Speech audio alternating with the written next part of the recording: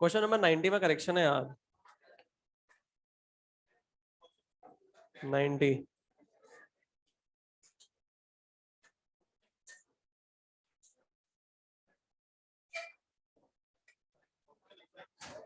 जय हिंद डॉक्टर्स।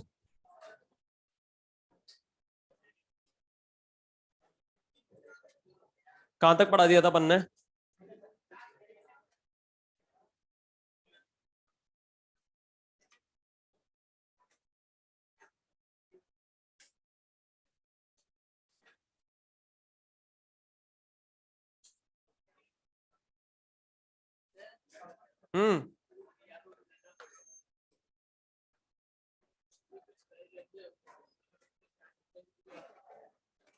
क्या कर रहे थे?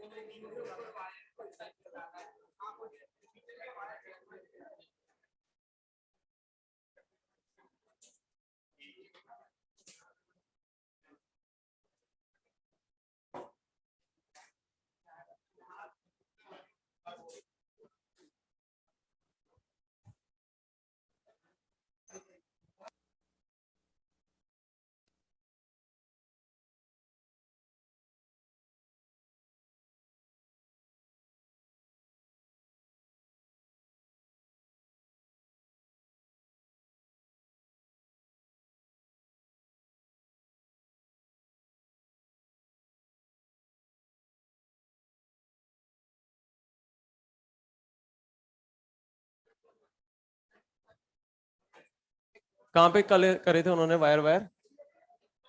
ऊपर करे थे?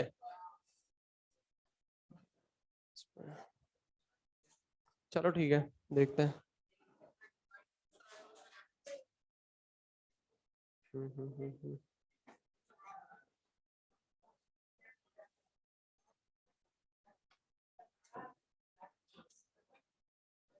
कहां तक पढ़ लिया था अपन ने, ये बता दो आप मुझे। कहां तक पढ़ा था?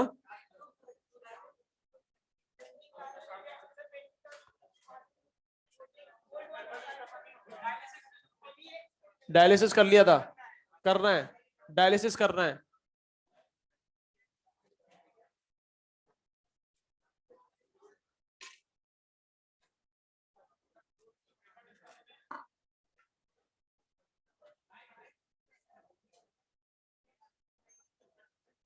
डायलिसिस की अगर अपन बात करें, इसको एक बार देख लेते हैं डायलिसिस को। आपके मॉड्यूल में डायग्राम दे रखा होगा डायलिसिस का, है ना? एक बार मैं यहाँ पे रफ डायग्राम बना देता हूं, है ना?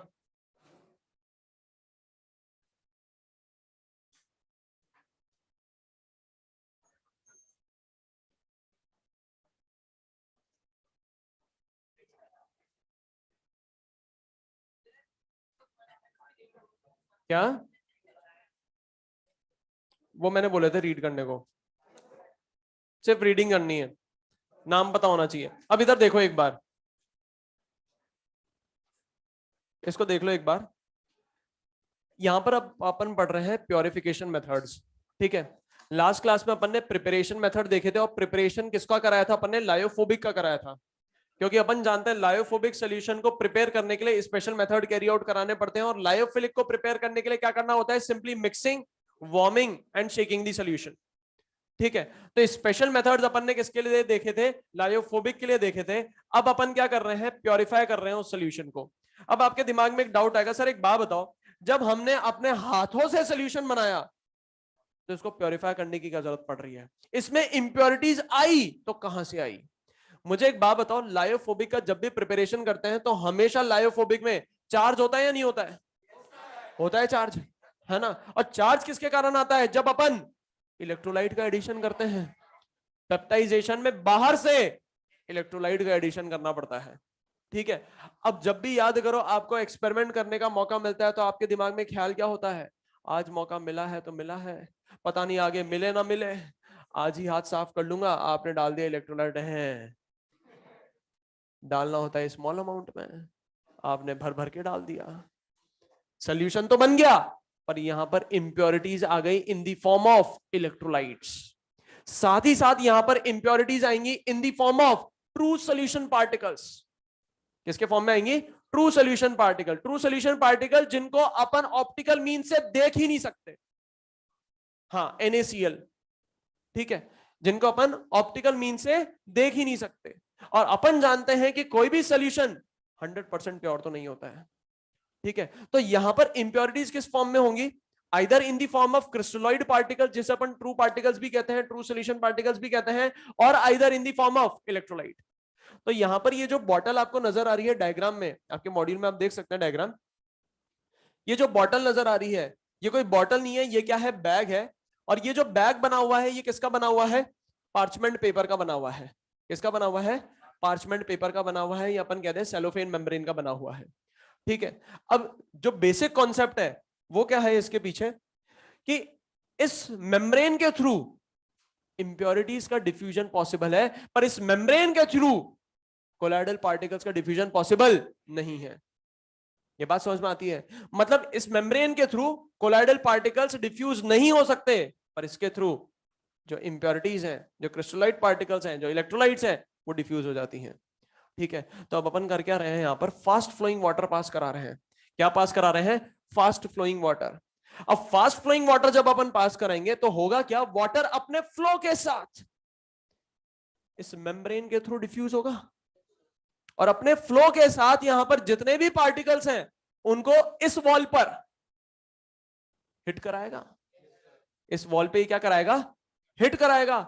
अब जब ये सारे पार्टिकल्स इस वॉल पे हिट करेंगे तो मैं कह सकता हूं वाटर का डिफ्यूजन होगा, साथ ही साथ जितने भी इंप्योरिटीज हैं उनका भी डिफ्यूजन होगा, पर कोलाइडल पार्टिकल्स का डिफ्यूजन नहीं होगा।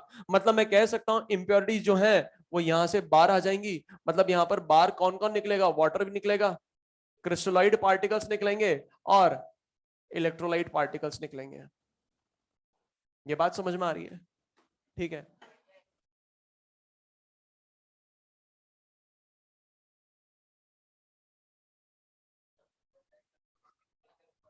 हाँ, तो यहां पर जितनी भी इंप्योरिटीज है वो सारी क्या हो जाएंगी? फ्लश आउट हो जाएंगी। तो यहां पर जो सोल्यूशन होगा वो क्या होगा? प्योर कोलाइडल सोल्यूशन होगा, ठीक है। अब ये जितना आसानी से अपन ने समझ लिया ना, उतना आसान है नहीं ये। इसमें दिक्कतें पता है क्या आएगी? दिक्कतें इसमें ये आएगी कि अभी अपन ने बात करी कि फास्ट फ्लोइंग वाटर आया, डिफ्यूज हुआ, सभी पार्टिकल्स को इस पर हिट कराया, जो भी इंप्योरिटीज थी डिफ्यूज हुई और बाहर निकल गई। क्या जरूरी है हमेशा डिफ्यूजन यहीं से हो? यहां से भी तो हो सकता है। क्या जरूरी है डिफ्यूजन होने के बाद सभी के सभी यहां से निकल जाएं? कुछ कुछ तो यहां पर टप करके बैठ भी तो सकते हैं। मतलब मैं कह सकता हूं यहां पर दो चीजें अपन को ध्यान रखनी पड़ेगी, कि जब अपन डायलिसिस कराएंगे, जब भी अपन क्या कराएंगे? डायलिसिस कराएंगे, तो थोड़ी देर बाद अपन को क्या करना पड़ेगा? इस बैग को निकालना पड़ेगा, इस कंटेनर को खाली करना पड़ेगा, वापस से कंटेनर को रखेंगे, बैग को डालेंगे और फास्ट फ्लोइंग वाटर पास कराएंगे।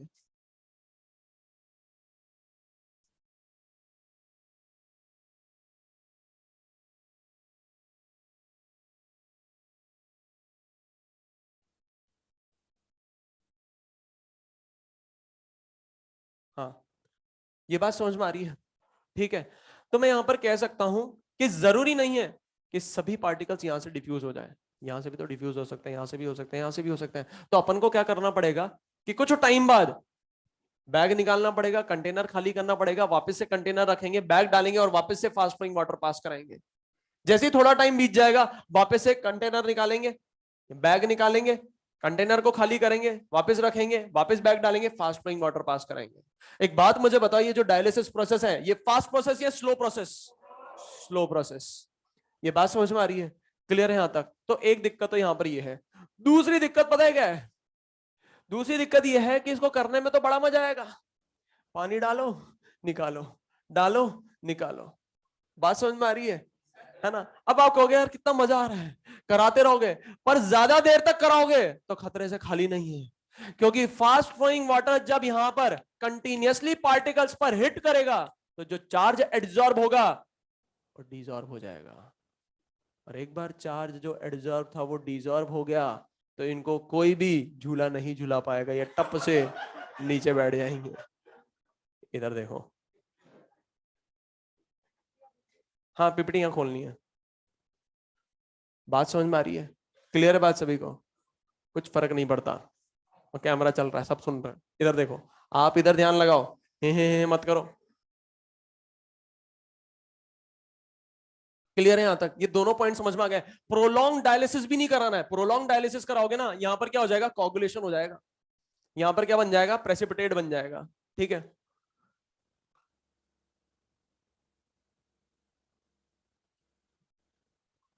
इसको ड्रैग कर देते हैं इधर। हाँ आ गई, बस ठीक है, हो जाएगा।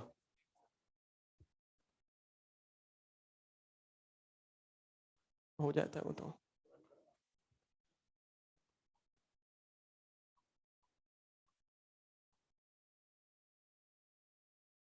बस यही करना था ना। ठीक है, थैंक यू। एक सेकेंड।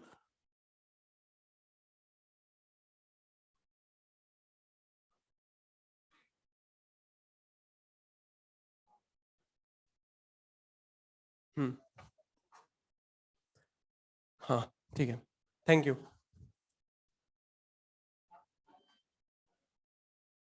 हाँ जी, इधर देखिए अब। तो ये इसकी कंप्लीट थ्योरी थी। अब ये डायग्राम आपको यहां पर नजर आ रहा होगा।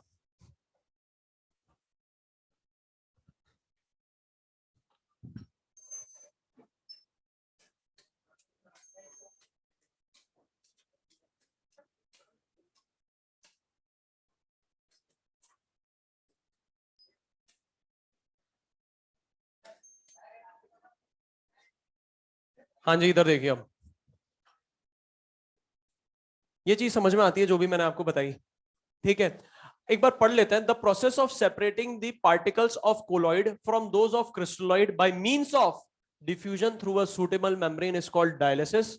Its principle is based upon the fact that colloidal particles cannot pass through a parchment or cellophane membrane while the ions of the electrolyte can pass through it.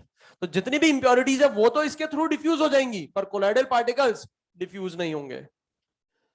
The impurities slowly diffuse out of the bag, leaving behind pure colloidal solution. The distilled water is changed frequently to avoid accumulation of the crystalloids. Otherwise, they may start diffusing back into the bag. जो particles यहां से diffuse हुए थे, ऐसा भी तो हो सकता है वापस से इसके अंदर कुछ जाए।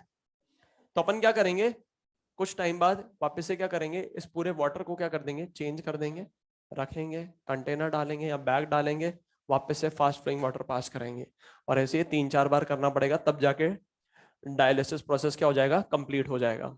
ठीक है, नेक्स्ट बात करें। It can be use for removing HCl from the ferric hydroxide soul.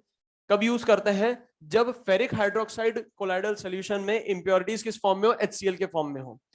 और इंपॉर्टेंट पॉइंट जो मैंने आपको बताया था, बहुत इंपॉर्टेंट पॉइंट है ये, prolonged dialysis can cause the colloid to coagulate.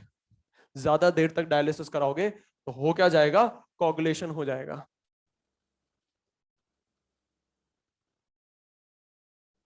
ठीक है,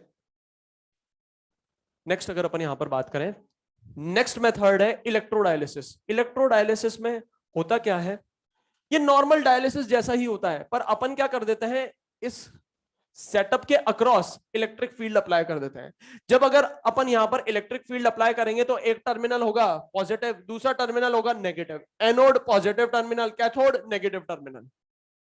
अब अगर मैं यहां पर बात करूं तो होगा क्या, कि सपोज करो यहां पर इंप्योरिटीज है mainly in the form of electrolyte. यहां पर कौन मौजूद है, इलेक्ट्रोलाइट के फॉर्म में इंप्योरिटीज मौजूद है। अब अपन जानते हैं इलेक्ट्रोलाइट में क्या होगा, पॉजिटिव आयन भी होंगे और नेगेटिव आयन भी होंगे। तो इलेक्ट्रोडायलिसिस में क्या होगा, ये जो फास्ट फ्लोइंग वाटर है, फास्ट फ्लोइंग वाटर के कारण प्योरिफिकेशन तो होगा ही होगा, साथ ही साथ यहां पर जो पॉजिटिव और नेगेटिव आयंस हैं, ये किसकी तरफ खींचे चले जाएंगे, इन टर्मिनल्स की तरफ।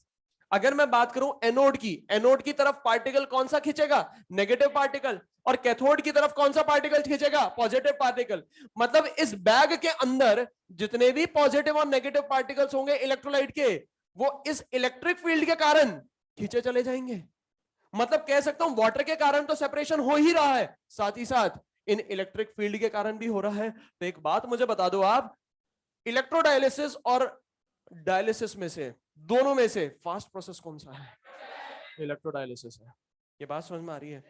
तो नेक्स्ट अगर यहां पर बात करें, process of dialysis can be made faster by applying an electric field if the dissolved substances in the impure colloidal solution is only an electrolyte. मतलब अगर यहां पर इलेक्ट्रोलाइट्स हैं, मेनली इंप्योरिटीज इलेक्ट्रोलाइट के फॉर्म में है, तो यहां पर कौन सा प्रोसेस कैरी आउट करेंगे? डायलिसिस नहीं, इलेक्ट्रोडायलिसिस कराएंगे।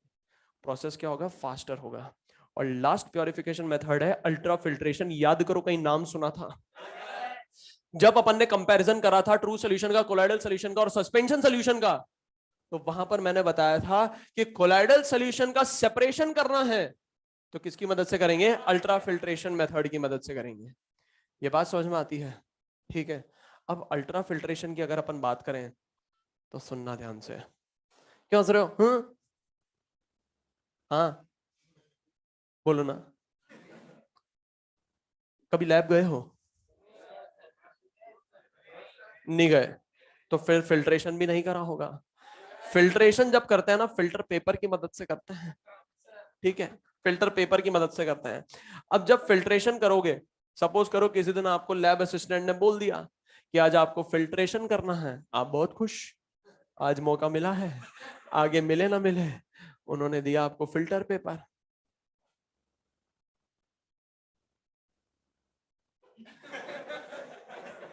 मैम वो फट गया, एक और दे दो।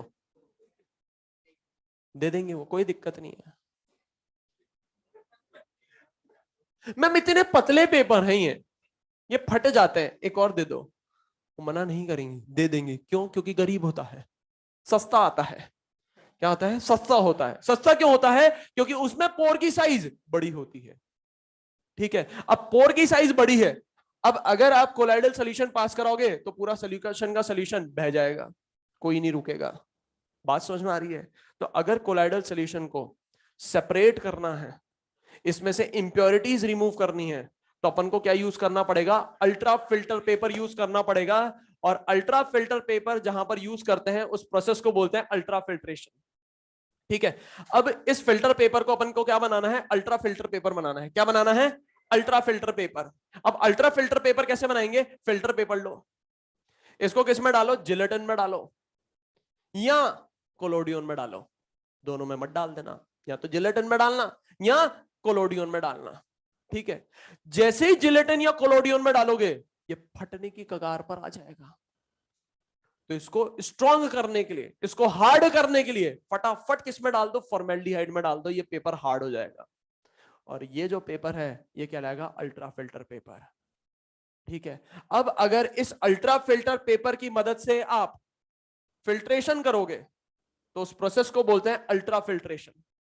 और अगर इस पेपर की मदद से आप सॉल्यूशन को पास कराओगे, कोलाइडल सॉल्यूशन को पास कराओगे, तो कोलाइडल पार्टिकल्स सभी के सभी रिटेन हो जाएंगे। और बह कौन जाएगा? क्रिस्टलोइड पार्टिकल्स, इलेक्ट्रोलाइट के पार्टिकल्स, सबके सब बह जाएंगे। ये बात समझ में आ रही है? ठीक है, तो इस प्रोसेस को अपन बोलते हैं अल्ट्रा फिल्ट्रेशन। अब आपके दिमाग में एक डाउट आ रहा होगा, सर ऐसा हुआ क्या इस पेपर में कि जो कोलाइडल पार्टिकल्स रिटेन हो गए और सारे इंप्योरिटीज डिफ्यूज हो गए? तो जो फिल्टर पेपर था उसमें होल साइज क्या थी? बड़ी थी। पोर साइज क्या थी? बड़ी थी। जैसे ही आपने इसको जिलेटिन में डाला या मैं कह दूं कोलोडियन में डाला, तो जिलेटिन और कोलोडियन के पार्टिकल्स जो होल में ना, वो यहां पर क्या हो गए? फिक्स हो गए, स्ट्रक हो गए। क्या हो गए? स्ट्रक हो गए। और जैसे ही जिलेटिन में डाला था, पेपर फटने की कगार पर आ गया था, तो तुरंत आपने इसको किस में डाल दिया? फॉर्मेल्डिहाइड में। तो जो पार्टिकल्स इस होल में जाके स्ट्रक हुए वो वहीं पे जाके क्या हो गए? सेट हो गए। फॉर्मेल्डिहाइड में डालने से क्या हो गए? वो पार्टिकल्स क्या हो गए? सेट हो गए। अब अगर मैं इस डोर की बात करूं तो अपन अंदर बाहर आराम से जा सकते हैं, आ सकते हैं। पर अगर मैं इसमें बड़ा सा भाटा रख दूं तो क्या आप जा पाओगे? नहीं जा पाएंगे। ये बात समझ में आ रही है? क्यों? क्योंकि यहां पर क्या हो गया? पोर साइज जो है वो छोटी हो गई है। अब कौन निकल सकता है यहां पर? अगर मैं बात करूं सोल्यूशन की, तो जितनी भी इंप्योरिटीज हैं, क्रिस्टलॉइड पार्टिकल्स हैं, वो डिफ्यूज हो सकती हैं, पर बड़े बड़े कोलाइडल पार्टिकल डिफ्यूज नहीं हो सकते। तो यहां पर अपन बोल सकते हैं sol particles directly pass through ordinary filter paper because their pores are larger than the size of soul particles. If the pores of the ordinary filter paper are made smaller by soaking the filter paper in a solution of gelatin or collodion and subsequently hardened by soaking in formaldehyde, the treated filter paper may retain colloidal particles and allow the true solution particles to escape. Such filter papers is known as ultrafilter, and the process of separating colloids by using ultrafilters is known as ultrafiltration. ठीक है, अब दिमाग में एक doubt आएगा, sir ये collodion क्या होता है? तो कोलोडियन का प्रिपरेशन आप घर में आसानी से कर सकते हो, बहुत आसानी से कर सकते हो। कैसे करोगे? छुप कर करना, अंधेरे में, है ना? खुलेआम मत करना, चप्पल जूते पड़ेंगे। क्या करना? अंधेरे में क्या करना? एक बर्तन लेना, बर्तन समझते हो ना, बर्तन, यूटेंसिल, है ना? उसमें क्या करना, आराम से घर में प्रिपरेशन हो सकते हैं। कैसे प्रिपेयर करेंगे समझ लो। बर्तन लेना, इसमें क्या डालना? अल्कोहल, और क्या डालना? ईथर, और दोनों को क्या करना? मिक्स करना, मिक्सचर बनाना, ठीक है ना? जैसे ही मिक्सचर रेडी होगा, मिक्सचर रेडी होते ही क्या डाल देना इसमें? 4% नाइट्रोसेलुलोज डाल देना। क्या डालोगे? 4% नाइट्रोसेलुलोज डाल देना, प्रिपेयर हो जाएगा। अब दिमाग में डाउट आएगा कि आएंगे कहां से? जहां से अल्कोहल और ईथर आया था, वहीं से नाइट्रोसेलुलोज भी आ जाएगा। कोई एपरेटस की रिक्वायरमेंट नहीं है, बस इन तीनों को मिलाओ, बन जाएगा कोलोडियन। तो कोलोडियन की प्रिपरेशन है अपने सिलेबस में। Collodion is a 4% solution of nitrocellulose in mixture of alcohol and ether, ठीक है। यहां पर अपन ने कोलाइडल सॉल्यूशन का प्रिपरेशन भी देख लिया, प्योरिफिकेशन भी देख लिया। अब अपन को यहां पर क्या देखना है? कोलाइडल सॉल्यूशन की प्रॉपर्टीज देखनी है, और मैक्सिमम प्रॉपर्टीज अपन पहले ही पढ़ चुके हैं। याद करो, विजिबिलिटी के बारे में पढ़ा था, याद करो सरफेस टेंशन के बारे में पढ़ा था, याद करो विस्कोसिटी के बारे में पढ़ा था, याद करो होमोजीनियस हेट्रोजीनियस नेचर के बारे में पढ़ा था। तो बहुत सारी प्रॉपर्टीज अपन पहले ही देख चुके हैं। फिर भी अपन क्या करेंगे? सारी प्रॉपर्टीज एक बार वापस से देखेंगे। जो आती है उसका जवाब देना, जो नहीं आती उसको वापस से सीखेंगे, है ना? हाँ बोलो। फ्लशिंग, हाँ करेंगे।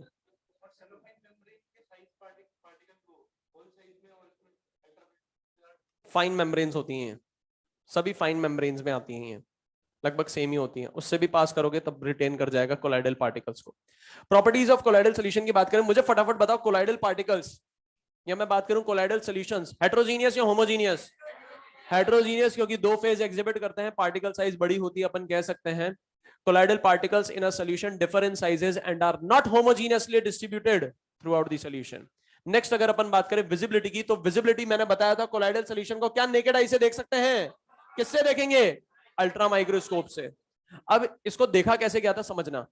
यहां पर अपन ने क्या ले लिया? 3 सोल्यूशन ले लिए। 3 कौन कौन से सोल्यूशन ले लिए? गोल्ड सोल्यूशन ले लिया, NaCl का सोल्यूशन ले लिया, और स्मोक ले लिया। मुझे तो एक बात बताओ, स्मोक में DM,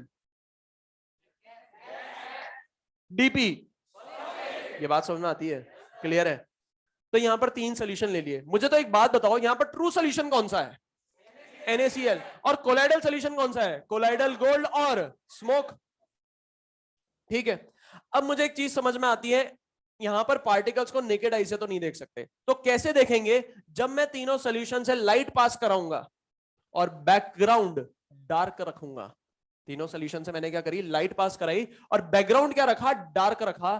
तो जब अपन इन तीनों सॉल्यूशन को अल्ट्रा माइक्रोस्कोप से देखेंगे, यहां पर अल्ट्रा माइक्रोस्कोप रख रखा है, तीनों सॉल्यूशन को जब अपन अल्ट्रा माइक्रोस्कोप से देखेंगे, तो यहां पर मुझे कोलॉइडल सॉल्यूशन वाले पार्टिकल्स ऑब्जर्व होंगे।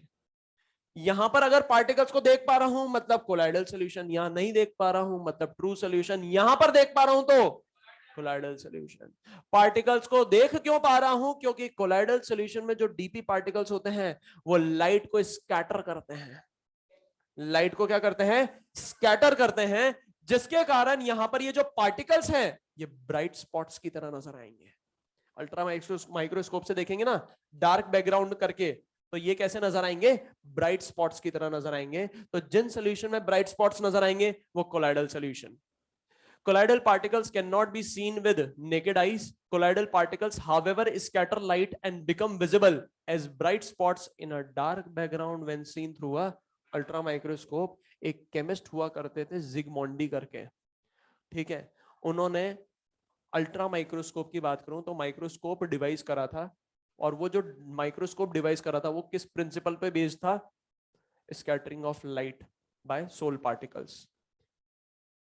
In 1903, Zsigmondy devised a microscope which is based on the principle of scattering of light by soul particles. ठीक है. नेक्स्ट अगर अपन बात करें, नेक्स्ट प्रॉपर्टी है फिल्टरेबिलिटी. फटाफट जवाब देना.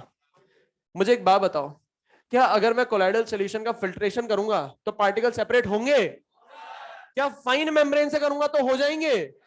हो जाएंगे. Fine membrane can be ultra filter paper, cellophane membrane, parchment paper.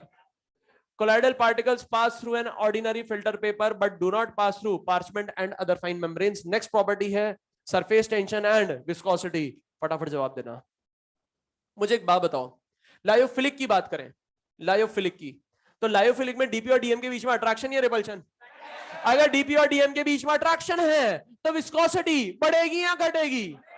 बढ़ेगी. विस्कोसिटी क्या होगी? बढ़ेगी. अच्छा मुझे एक बात बताओ, सरफेस टेंशन. याद करो, एक माँ थी, खाना खिला रही थी और खाना खिलाते खिलाते गलती हो गई, एक और हो गया था, तो प्यार बढ़ गया था. मतलब सरफेस टेंशन क्या हो जाएगी लायोफिलिक में? कम हो जाएगी. अच्छा लायोफोबिक की बात करूं, जहां पे डीपी और डीएम के बीच में अट्रैक्शन हो गया, रिपल्शन, रिपल्शन होगा. तो एक बात मुझे बताओ, लायोफोबिक के केस में विस्कोसिटी बढ़ेगी या घटेगी? सेम रहेगी. सेम रहेगी, क्योंकि डीपी और डीएम के बीच में अट्रैक्शन ही नहीं है. मतलब जैसे पहले डीएम थे प्योर स्टेट में, वैसे ही सॉल्यूशन के बाद रहेंगे. मतलब विस्कोसिटी क्या रहेगी? सेम. अच्छा सरफेस टेंशन सेम रहेगी. For lyophobic sols, surface tension and viscosity are not very different from those of the medium, as there is very slight interaction between the suspended particles and the medium. Lyophilic की बात करें, on the other hand, lyophilic sols show a high degree of solvation of the particles and therefore the properties of the medium are modified. Thus, the viscosity is much higher for the sol than for the medium, and furthermore, the surface tension of the sol is lower than that of pure medium. मतलब viscosity बढ़ जाती है और surface tension decrease हो जाता है. ठीक है. नेक्स्ट प्रॉपर्टी है कलर. कलर की अगर अपन बात करें तो कोलाइडल सॉल्यूशन कलर इंपार्ट करते हैं. अपन जानते हैं पार्टिकल्स क्या करते हैं? लाइट को स्कैटर करते हैं. और ये कौन सी लाइट को स्कैटर करते हैं? एक पर्टिकुलर वेवलेंथ ऑफ लाइट को स्कैटर करते हैं. तो जो कलर आता है कोलाइडल सॉल्यूशन में, वो दो रीजन के कारण आता है. Due to scattering of white light, है ना. एक पर्टिकुलर वेवलेंथ ऑफ लाइट को क्या करते हैं? ये स्कैटर करते हैं, है ना. दूसरा रीजन किसके कारण आता है कलर? कि सपोज करो यहां पर जो ऑब्जर्वर है, जो ऑब्जर्वर है वो रिफ्लेक्टेड लाइट देख रहा है तो कलर अलग नजर आएगा. ट्रांसमिटेड लाइट देख रहा है तो कलर अलग नजर आएगा. मतलब the manner in which the observer receives the light, इस बात पे भी कलर डिपेंड करता है. ठीक है. एक तो किस बात पे डिपेंड करता है? Wavelength of light scattered. ठीक है, वेवलेंथ ऑफ लाइट स्कैटर्ड. और दूसरा क्या हो जाएगा? The manner in which the observer receives the light. अब अगर मैं यहां पर बात करूं कौन से वेवलेंथ की लाइट स्कैटर होगी, ये किस बात पे डिपेंड करेगा? पार्टिकल साइज पर और नेचर ऑफ पार्टिकल. अब साइज तो आपको समझ में आता है. यहां पर नेचर का मतलब क्या है? कि अलग अलग पार्टिकल, अलग अलग सॉल्यूशन, अलग अलग कलर शो करेंगे. ठीक है. इसको एग्जांपल से समझ सकते हैं. The colour of silver sol changes with diameter of particle in solution. अगर मैं सिल्वर सॉल्यूशन की बात करूं तो सिल्वर सॉल्यूशन में पार्टिकल की अगर डायमीटर चेंज करूं तो कलर क्या नजर आएगा? अलग अलग नजर आएगा. ठीक है. एक और एग्जांपल दे रखा है, finest gold sol is red in colour. As size of particle increases, it appears purple, then blue, and finally golden.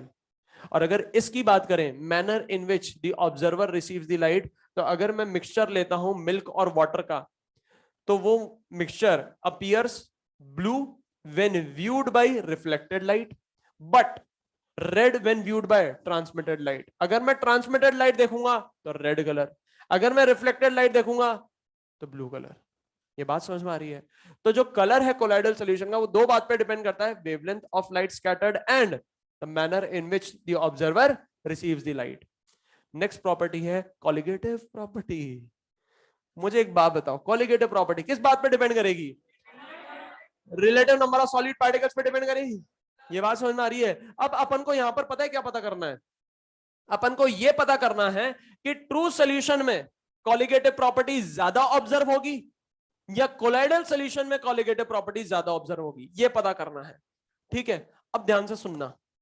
मैंने क्या करा, एक कंटेनर लिया और इस कंटेनर में मैंने पानी डाल दिया और पानी में मैंने क्या डाल दिया, NaCl डाल दिया। तो अब आप मुझे बताओ NaCl इन वाटर ये क्या बनाएगा, ट्रू सॉल्यूशन या कोलाइडल सॉल्यूशन? ट्रू सॉल्यूशन बनाएगा। मान लो थोड़ी देर के लिए यहां पर मैंने NaCl के मोल डाले 1 मोल। कितने मोल डाले? 1 मोल डाला। ठीक है, तो क्या बन गया, ट्रू सॉल्यूशन बन गया। अब इस सॉल्यूशन के लिए मैंने क्या कैलकुलेट कर ली, कॉलिगेटिव प्रॉपर्टी कैलकुलेट कर ली। इस सॉल्यूशन के लिए मैंने क्या कैलकुलेट करी, कॉलिगेटिव प्रॉपर्टी कैलकुलेट कर ली। इन कॉलिगेटिव प्रॉपर्टी का कुछ पर्टिकुलर मैग्नीट्यूड होगा। ठीक है, ये मैंने कैलकुलेट करके रख ली। अब इसी सॉल्यूशन को मुझे किस में कन्वर्ट करना है, कोलाइडल सॉल्यूशन में कन्वर्ट करना है। अब आप मुझे बताओ ट्रू सॉल्यूशन और कोलाइडल सॉल्यूशन में जो बेसिक डिफरेंस होता है वो किसका होता है, साइज ऑफ सॉल्यूट पार्टिकल्स का होता है। अब अगर मैं यहां पर ट्रू सॉल्यूशन में पार्टिकल साइज बढ़ा दूं तो कोलाइडल बन जाएगा। और पार्टिकल साइज कैसे बढ़ाऊंगा, इन पार्टिकल्स को एग्रीगेट करके, एसोसिएट करके। जब पार्टिकल्स एग्रीगेट होंगे, एसोसिएट होंगे, तो पार्टिकल क्या हो जाएगा, बड़ा हो जाएगा। और एक बार पार्टिकल बड़ा हो गया मतलब मैं कह सकता हूं अब ये ट्रू सॉल्यूशन नहीं रहेगा, ये क्या हो जाएगा, कोलाइडल सॉल्यूशन हो जाएगा। ये बात समझ में आ रही है? अब अगर मैं पार्टिकल्स का एसोसिएशन कर रहा हूं, एग्रीगेशन कर रहा हूं, मतलब मैं कह सकता हूं 4-5 पार्टिकल मिलकर एक पार्टिकल बनाएंगे, बोल सकता हूं ऐसे। ठीक है, अब अगर यहां पर 4-5 पार्टिकल मिलकर या 10-12 पार्टिकल मिलकर एक पार्टिकल बना रहे हैं, तो आप मुझे बताओ relative number of solute particle बढ़े या घटे? अगर relative number of solid particles घट गए तो कॉलिगेटिव प्रॉपर्टी के मैग्नीट्यूड भी घट जाएंगे। मतलब कॉलिगेटिव प्रॉपर्टी ज्यादा कहां नजर आएगी, ट्रू में या कोलाइडल में? ट्रू में नजर आएगी। इसमें किसी को डाउट है तो बोलो। तो यहां पर मैं बोल सकता हूं colligative properties depend on the relative number of solute particles in solution. In case of colloidal solutions, colloidal particles are the aggregates of ions or molecules, and when compared to true solutions or normal solutions, the total number of particles of solute in solution are very less due to larger size. And hence these solutions exhibit colligative property to lesser extent. मतलब colloidal solutions में जो colligative property observe करते हैं वो अपन कम करते हैं with respect to true solution और normal solution. Next property है optical property. Optical property का मतलब क्या होता है, Tyndall effect, है ना। और ये टिंडल इफेक्ट आपने कहीं ना कहीं सुन रखा है और हमेशा यही डायग्राम दिखाई देगा आपको, जो भी किताब देख लो, है ना। पर ये मजेदार बात ये है डायग्राम समझ में भी नहीं आता है ना, नहीं आता समझ में, मजाक नहीं कर रहा हूं, बिल्कुल समझ में नहीं आता। यहां पर भी नहीं समझ में आएगा, कोई मैं जादू मंत्र थोड़ी ना करूंगा, नहीं आएगा समझ में। मैं आपको डेली लाइफ का एक एग्जाम्पल बताऊंगा, डेली लाइफ से इस चीज को रिलेट करूंगा, अपने आप समझ में आएगा। वैसे इस एपरेटस का मैं बता देता हूँ क्या क्या हो रहा है। यहाँ पर एक कंटेनर है, इस कंटेनर में कोलाइडल सॉल्यूशन है और कोलाइडल सॉल्यूशन में जो पार्टिकल साइज होती है वो कुछ इस तरीके की होती है कि वो लाइट को क्या करते हैं, स्कैटर करते हैं। अब मैंने क्या करा, यहाँ से लाइट सोर्स पास कराई, लाइट सोर्स की मदद से मैंने क्या पास कराई, लाइट पास कराई, और यहां पर मैंने क्या लगा दिया, लेंस, ताकि ये जो रेज है ये क्या हो जाए, कन्वर्ज हो जाए। ठीक है, मतलब मैं यहां पर कह सकता हूं ये क्या हो रही है, कन्वर्ज हो रही है। अब इस सॉल्यूशन में पार्टिकल साइज कुछ इस तरीके की है कि ये क्या कर रही है, लाइट को क्या कर रही है, स्कैटर कर रही है। आप देखिए लाइट क्या हो रही है, स्कैटर हो रही है, लाइट क्या हो रही है, स्कैटर हो रही है। और ये अपन देखेंगे कैसे, अगर मैं इस डायरेक्शन में देखूंगा तो नजर नहीं आएगा, स्कैटरिंग नजर नहीं आएगी। अगर मैं इस डायरेक्शन में देखूंगा तब भी स्कैटरिंग नजर आएगी, नहीं आएगी, स्कैटरिंग नजर नहीं आएगी। ये नजर कब आएगी, जब मैं परपेंडिकुलर देखूंगा, मतलब लाइट सोर्स के परपेंडिकुलर डायरेक्शन में देखूंगा, या तो ऐसे या ऐसे, समझ रहे हो ना कैसे, या तो ऐसे या वैसे। अब आप देखो लाइट सोर्स है ऐसे तो मैं देखूंगा वैसे, और कैसे देखूंगा, आंख से देखूंगा। ये बात समझ आ रही है, कैसे देखूंगा, आंख से देखूंगा, नेकेड आई से नहीं देखना है, किसकी मदद से देखना है, अल्ट्रा माइक्रोस्कोप की मदद से देखना है। तो यहां पर मुझे स्कैटरिंग होती हुई नजर आएगी। ठीक है, अब ये कुछ भी नहीं समझ में आ रहा। अब डेली लाइफ वाला एग्जाम्पल देखो, याद करो, मूवी देखने जाते हो, जाते हो, नहीं जाते कोई बात नहीं, ठीक है, जो नहीं गए वो इमेजिन करना, है ना, जो नहीं गए उनको भी समझ में आ जाएगा, चिल सुनना ध्यान से। जब मूवी देखने जाते हैं तो हमारी प्रायोरिटी रहती है कि सबसे पीछे पीछे वाली रो मिले अपन को, है ना। तो क्योंकि जो पीछे पीछे वाली रो होती है ना, महंगी भी होती है और मजेदार स्क्रीन दिखती है पूरी, है ना। तो अब हुआ क्या, जब आप मूवी देखने जाते हो तो आप हमेशा देखना बिल्कुल लास्ट रो है, वॉल आ जाती है, ऊपर देखना वहां पर एक गोलू होता है, गोल सा एक क्या होता है, लाइट सोर्स होता है। वो ज्यादा बड़ा नहीं होता, इतना बड़ा नहीं होता है, वो छोटा सा ही होता है, इतना सा, इतना सा ही होता है। और जैसे ही इसमें लाइट जलती है, ये लाइट क्या करती है, इतनी बड़ी स्क्रीन को इल्यूमिनेट कर देती है। मतलब इतनी छोटी सी लाइट क्या कर रही है, उस पूरी स्क्रीन को क्या कर देती है, इल्यूमिनेट कर देती है। ऐसा क्यों? क्योंकि जो एटमॉस्फेयर में पार्टिकल्स हैं वो कोलाइडल रेंज में लाई कर रहे हैं, और ये पार्टिकल्स क्या करते हैं, लाइट को स्कैटर करते हैं। तो आप देखना वो जो लाइट है वो ज्यादा डिस्टेंस ट्रेवल नहीं करती है, कम डिस्टेंस ट्रेवल करेगी और इतने बड़े एरिया को क्या कर देगी, इल्यूमिनेट कर देगी। इसे बोलते हैं Tyndall effect. Scattering of light is known as Tyndall effect. और यहां पर एक कोन बनता हुआ नजर आता है, टिंडल कोन जिसे कहते हैं। सुनना ध्यान से, ये पता है ऐसे नहीं दिखाई देगा। अगर लाइट ऐसे और आप ऐसे देख रहे हो ना, ऐसे नजर नहीं आएगा। ऐसे देखोगे तो कुछ भी नजर नहीं आएगा, यहां तो दीवार आ गई, है ना। नजर कैसे आएगा, जब मूवी चल रही है, आपको बाहर निकलना है, जाना है, खाना है, पीना है, या हल्के होना है, कुछ भी करना है। अब आप निकले, तो जब निकलोगे ना तब भी नजर नहीं आएगा, पर जब आओगे, जब आओगे स्टेयर से यूं आते हैं, टर्न करोगे, स्क्रीन इधर, लाइट सोर्स इधर, जब ऐसे खड़े होगे ना आप, तो आपको देखना दिखाई देगा कि लाइट रेस जा रही है, यूं स्क्रीन पे हिट कर रही है। लाइट रेस क्या हो रही है, यूं स्क्रीन पे क्या कर रही है, हिट कर रही है ऐसे। ये ऐसा कौन बनता हुआ नजर आएगा आपको, इसे बोलते हैं टिंडल कोन। ये ऐसे नजर नहीं आएगा, जब आप 90 डिग्री पे खड़े रहोगे तब नजर आएगा। ये बात समझ में आ रही है। और अगर इसको देखना है जो मूवी थिएटर नहीं गए हैं, ये रहा, ये छोटा सा गोलू है, इतना सा, बड़ा छोटा सा है, सिर्फ इतना सा डिस्टेंस ट्रेवल करा, सिर्फ इतना सा, और देखो कितना बड़ा एरिया इल्यूमिनेट कर दिया इसने। कितनी जबरदस्त तरीके से लाइट की स्कैटरिंग हुई है, सोच लो आप। बात समझ में आ रही है। और अगर टिंडल कोन देखना है तो देखो बन रहा है यहां पर ऊपर, यहां पर टिंडल कोन बन रहा है, पूरा कंप्लीट कोन बन रहा है यहां पर, इस रूफ पर, फॉल सीलिंग पर बन रही है। ठीक है, अच्छा इसको पढ़ लेते हैं एक बार। When light is focused on a soul and observed perpendicular to the beam of light rays, a cone is seen which is called Tyndall cone. This was first observed by Faraday and later by Tyndall and is known as Tyndall effect. Tyndall effect को होने के लिए simultaneously दो condition satisfy होनी चाहिए। वो दो condition कौन कौन सी होंगी, कि जो डीपी पार्टिकल की साइज है वो वेवलेंथ ऑफ लाइट से ज्यादा छोटी नहीं होनी चाहिए। Diameter of DP particle is not much smaller than wavelength of light used. और दूसरी कंडीशन क्या हो जाएगी, कि जो डीपी और डीएम के जो रिफ्रैक्टिव इंडाइसेस हैं, इनके मैग्नीट्यूड में ज्यादा डिफरेंस होना चाहिए। The refractive indices of the DP and DM differ greatly in magnitude. तो ये दोनों कंडीशन जब साइमल्टेनियसली सेटिस्फाई होंगी तब जाके अपन को टिंडल इफेक्ट नजर आएगा, तब जाके अपन को टिंडल कोन नजर आएगा। ये बात समझ में आ रही है। ठीक है, तो मैं यहां पर कह सकता हूं दो कंडीशन कौन कौन सी हो जाएंगी, कि डीपी पार्टिकल की साइज वेवलेंथ ऑफ लाइट से ज्यादा छोटी नहीं होनी चाहिए, साथ ही साथ डीपी और डीएम के जो रिफ्रैक्टिव इंडाइसेस हैं इनके मैग्नीट्यूड में ज्यादा डिफरेंस होना चाहिए। नेक्स्ट प्रॉपर्टी है काइनेटिक प्रॉपर्टी। काइनेटिक प्रॉपर्टी का मतलब होता है ब्राउनियन मोशन। क्या होता है, ब्राउनियन मोशन। ठीक है, जिगजैग मोशन जैसा होता है। किसी ने ब्राउनियन मोशन देखा है, ब्राउनियन मोशन देखा है, किस किसने देखा है ब्राउनियन मोशन? ब्राउनियन मोशन आप सबने देखा है, मतलब 7 8 10 12 जनों ने देखा है ब्राउनियन मोशन।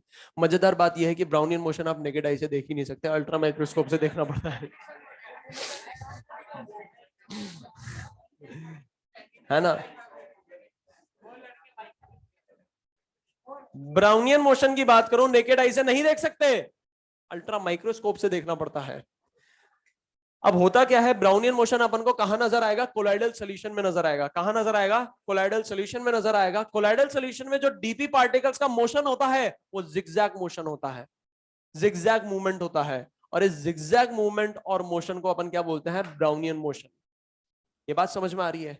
अब ब्राउनियन मोशन तो अल्ट्रा माइक्रोस्कोप से देखते हैं अपन, पर जिगजैग मोशन जैसा मोशन मैं आपको बता सकता हूं। वो ब्राउनियन मोशन नहीं है, पर जिगजैग जैसा मोशन मैं आपको बता सकता हूं। याद करो आज लास्ट क्लास अपनी, और अपन को पता है कब मैं छोड़ूंगा, है ना? 8:30 बजे छोड़ूंगा, मतलब आपको आएगा गुस्सा, पर आप फिर भी कुछ नहीं कर पाओगे, फिर भी कुछ नहीं कर सकते। और जब मैं 8:30 बजे छोड़ूंगा तो आपका पनीर भी छूटेगा, ठीक है? फिर जब आप जाओगे हॉस्टल, गुस्सा निकालना, निकालना गुस्सा। अब देखो किस पे निकालोगे, मेरे पे तो निकाल ही नहीं सकते। मेरे से गुस्सा हो जाओगे, मैं दूसरे पल आपको मुस्कुरा दूंगा, हंसा दूंगा, तो मेरे से तो गुस्सा नहीं हो सकता। पर अगर गुस्सा निकालना है तो क्या करना, सुनना। कमरे में रहते हो या खुले में रहते हो? कमरे में रहते हो ना, तो याद करो घर वालों ने गद्दा भी दिलाया होगा, मेट्रेस भी दिलाई होगी। अब उसकी चद्दर हटाना प्यार से, अपना हाथ लेना, है ना, और जोर जोर से पीटना। सारा गुस्सा किस पे निकालना, मेट्रेस पे निकालना। वहां पर देखना, भले ही कितना ही साफ गद्दा क्यों ना हो आपका, डस्ट पार्टिकल्स तो निकलेंगे। और वो जो डस्ट पार्टिकल्स मूवमेंट करते हैं वो जिगजैग मोशन होता है। वैसा मोशन ब्राउनियन मोशन जैसा होता है। मैं ये नहीं कह रहा हूं ब्राउनियन मोशन है, मैं ये कह रहा हूं जैसा ब्राउनियन मोशन में मोशन होता है ना, जिगजैग मोशन, वैसा मोशन वहां पर डस्ट पार्टिकल्स कर रहे होते हैं। और अगर किसी के पास गद्दा नहीं है, वो चटाई पे सोता हो, तो क्या करना, जाली होती होगी ना, जाली, वायर मैश, हाथ लेना, अंधेरे में मत करना, अंधेरे में नहीं दिखाई देगा, है ना? आप क्या करना, सुबह सुबह सुबह करना, सुबह करना या दिन में करना, जोर जोर से पीटना उसको, जोर जोर से, देखना डस्ट पार्टिकल्स निकलेंगे। वहां पर जो डस्ट पार्टिकल्स का मूवमेंट होता है वो जिगजैग मोशन जैसा होता है। When a soul is examined with an ultra microscope, it is observed that the particles is in a state of continuous motion in zigzag path. The continuous rapid zigzag motion of a colloidal particle in the DM is called Brownian movement or motion, first observed by British botanist Robert Brown. ठीक है?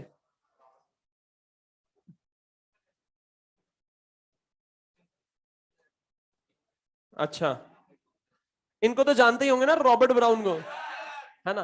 Next अगर अपन बात करें charge on colloidal particles, तो याद करो मैंने बताया था लायोफोबिक पार्टिकल्स जो होते हैं उनमें चार्ज होता है, चार्ज एग्जिबिट करते हैं।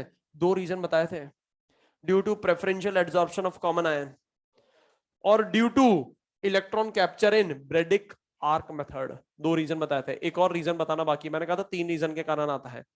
तो यहां पर अगर मैं बात करूं तो आप ही जवाब देना मेरे को। मान लो यहां पर पपीता है FeOH होल थ्राइस का, देखता हूं कितना याद है आपको, FeOH होल थ्राइस का प्रेसिपिटेट है, और अगर मैंने यहां पर इलेक्ट्रोलाइट डाला FeCl3, कौन सा इलेक्ट्रोलाइट डाला, FeCl3, तो आप मुझे बताओ कॉमन आयन कौन है, Fe+3 है, तो एड्सॉर्प्शन किसका होगा, Fe+3 का। तो सोल्यूशन कैसा, पॉजिटिव या नेगेटिव, तो पॉजिटिव चार्ज सोल्यूशन बना है, देखो Fe+3 का क्या हो गया, एड्सॉर्प्शन, और इसके साथ Cl- भी होंगे, और Cl- जो होंगे वो सोल्यूशन में घूम रहे होंगे, Cl- जो होंगे वो सोल्यूशन में घूम रहे होंगे, ये इससे जुड़ रहे होंगे, टूट रहे होंगे, जुड़ रहे होंगे, टूट रहे होंगे, जुड़ रहे होंगे, टूट रहे होंगे, पर परमानेंट लेयर, फिक्स लेयर किसकी होगी, Fe+3 की। ये बात समझ में आ रही है? अच्छा मुझे एक बात बताओ, ये डीपी पार्टिकल है, यहां पर क्या है, डीएम है, डीपी पार्टिकल पे पॉजिटिव चार्ज, क्या मैं बोल सकता हूं डीएम नेगेटिव चार्ज कैरी करके बैठा है? पूरे सोल्यूशन में कौन से आयंस होंगे, नेगेटिव चार्ज पार्टिकल्स होंगे, और पूरे सोल्यूशन में ही ये डिस्पर्स होंगे, चाहकर भी ये बैठ नहीं पाएंगे। मतलब मैं कह सकता हूं डीपी पे जो चार्ज है उसके ऑपोजिट चार्ज किसमें होगा, डीएम में होगा। ये बात समझ में आ रही है, क्लियर है? अब यहां पर कुछ पॉइंट्स दे रखे हैं, मुझे एक बात बताओ, एक और क्वेश्चन का जवाब दे दो, ये लायोफिलिक होगा या लायोफोबिक है, लायोफोबिक होगा। और लायोफोबिक की जो स्टेबिलिटी है, ये सोल्यूशन स्टेबल क्यों है, यहां पर पार्टिकल सेटल क्यों नहीं हो रहे, क्योंकि इन्होंने चार्ज क्या कर रखा है, एग्जिबिट कर रखा है, चार्ज क्या कर रखा है, एड्सॉर्ब कर रखा है। मतलब मैं कह सकता हूं लायोफोबिक की जो स्टेबिलिटी है वो किसके कारण है, due to charge on them. और लायोफिलिक की स्टेबिलिटी किसके कारण है, due to attraction between DP and DM. DP और डीएम के बीच में अट्रैक्शन है, इसलिए पार्टिकल्स सेटल नहीं हो पाते। क्लियर है बात सभी को? हाई सॉल्वेशन है वहां पर, हाई हाइड्रेशन है, इसलिए वो क्या है, स्टेबल है। यहाँ पर इसको रीड कर लेते हैं, colloidal particles always carry an electric charge, the mutual forces of repulsion between similarly charge particles prevent them from aggregating and settling under the action of gravity. This gives stability to the solution. Same charge है, इसलिए ये चाह कर भी settle नहीं हो पाते और पूरे सॉल्यूशन में घूमते रहते हैं और एग्रीगेट भी नहीं हो पाते क्योंकि स्ट्रॉन्ग रिपल्शन फोर्स लगता है, और इस चार्ज के कारण ये सॉल्यूशन क्या है, स्टेबल है। अब ये पूरी टेबल याद करनी है आपको।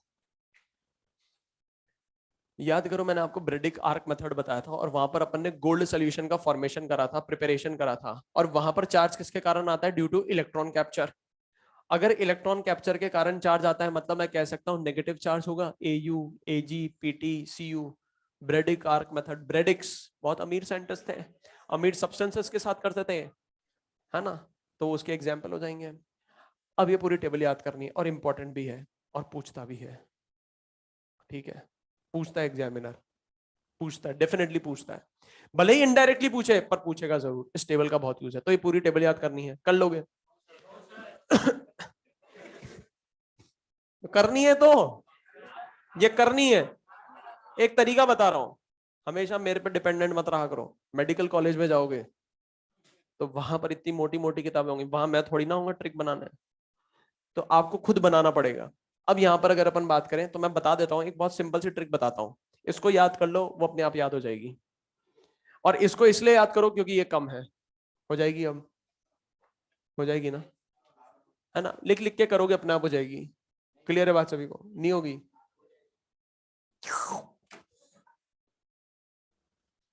वैसे तो बहुत लपक के कहानी है इसके पीछे, पर बाद में बात करेंगे अपन। ऑल फीमेल क्रिमिनल्स, कहां के क्रिमिनल्स हैं ये? Of Hyderabad. All female criminals of Hyderabad met bloody Pandu. अब इधर सुनो,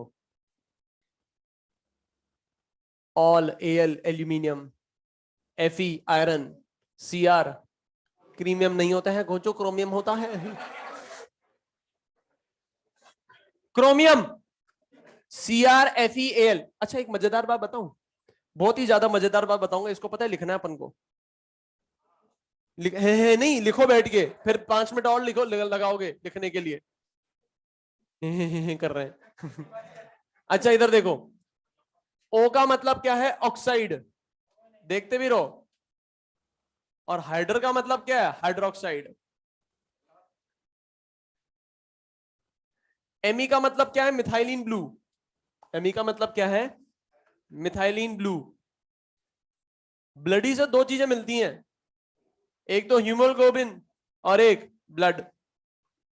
हीमोग्लोबिन की बात करें पॉजिटिवली चार्ज कोलाइडल सॉल्यूशन होता है, नेगेटिव चार्ज क्या होता है, ब्लड। और पीए की बात करें, पांडु में पीए जो है वो क्या है, प्रोटीन एंड एसिडिक मीडियम। फटाफट कॉपी करो इसको, प्रोटीन एंड एसिडिक मीडियम, हो गई पूरी याद। अब एक बात मुझे बताओ, अगर आपको बोल दे TiO2, TiO2 ये क्या है, ऑक्साइड है, ऑक्साइड। मेटल्स का ऑक्साइड, मेटल्स का हाइड्रोक्साइड, ये सारे मेटल हैं, एल्यूमिनियम, क्रोमियम और आयरन, ये सारे क्या हैं, मेटल्स हैं। मेटल्स का ऑक्साइड और मेटल्स के हाइड्रोक्साइड क्या होंगे, पॉजिटिव चार्ज कोलाइडल सॉल्यूशन के एग्जांपल होंगे। TiO2 बोल दे मतलब मेटल का ऑक्साइड, मतलब पॉजिटिव चार्ज कोलाइडल सॉल्यूशन, ठीक है, फटाफट। और यहां पर पॉइंट भी लिखा हुआ है, blood is a naturally occurring, अपने आप बनता है, blood is a naturally occurring negatively charge colloid, but haemoglobin is a positively charge colloid. फटाफट कॉपी करिए।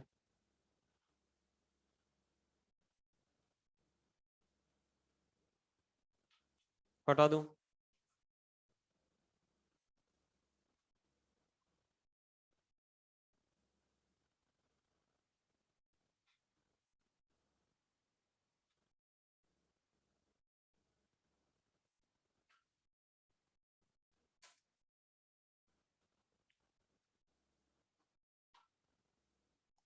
मैंने इस चैप्टर की जो PDF फाइल है ना,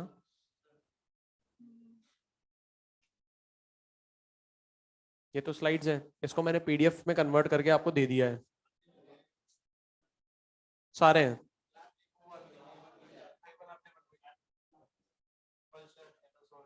वो आपको बनवा दी थी ना मैंने, वो खाली थी, वो भी खाली खाली आएगी ना फिर। वो खाली कंटेनर का क्या करोगे? खाली 7 कंटेनर बना दो। वो तो मैंने अपने समझाने के लिए बनाई थी ऐसा, क्योंकि मैं यहां पर लिख रहा हूं ना, इसका मतलब ये नहीं है कि पीपीटी पे लिखा जा रहा है ये, है ना। तो फिर खाली आएंगे वो तो, समझाने के लिए मैंने वो स्लाइड्स डाल रखी हैं बीच में। हाँ, electrical double layer third reason जिसके कारण सॉल्यूशन पे चार्ज आता है।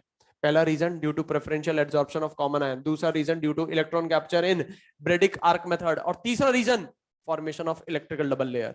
अब अगर formation of electrical double layer की बात करें, मिटा दूं ये,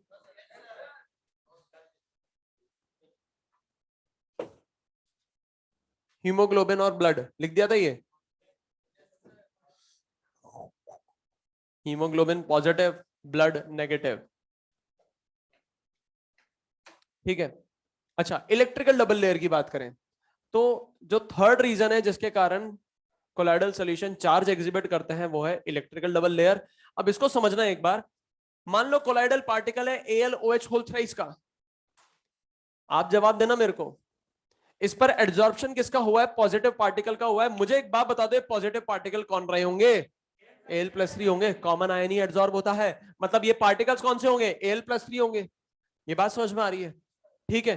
अब जो मैंने इलेक्ट्रोलाइट डाला होगा उसमें एक पॉजिटिव पार्टिकल होगा जो तो एड्सॉर्ब हो गया, एक नेगेटिव भी होगा।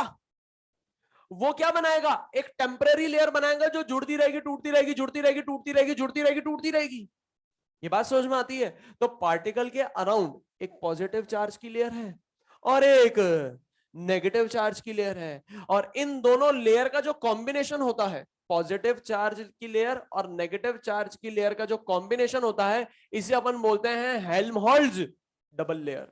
क्या बोलते हैं? Helmholtz double layer.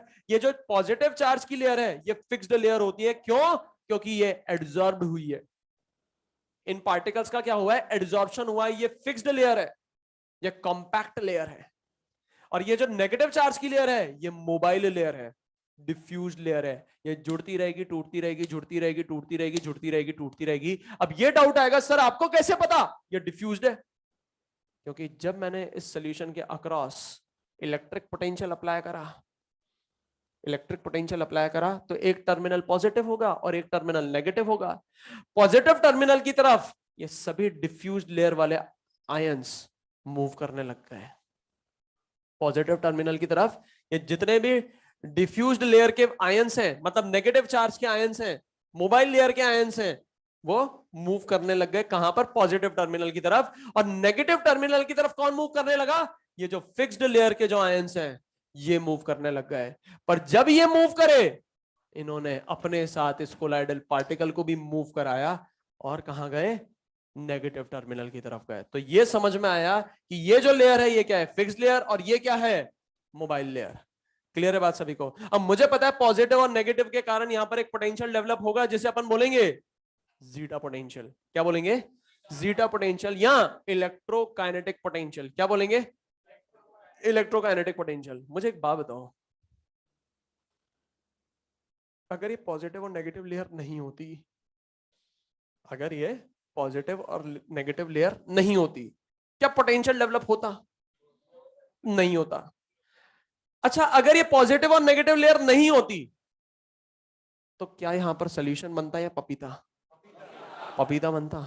मतलब मैं कह सकता हूं जिस सॉल्यूशन का जीटा पोटेंशियल आएगा, जिस सॉल्यूशन का जीटा पोटेंशियल आएगा वो स्टेबल सॉल्यूशन होगा, और जिस सॉल्यूशन का जीटा पोटेंशियल 0, मतलब पॉजिटिव नेगेटिव लेयर नहीं है।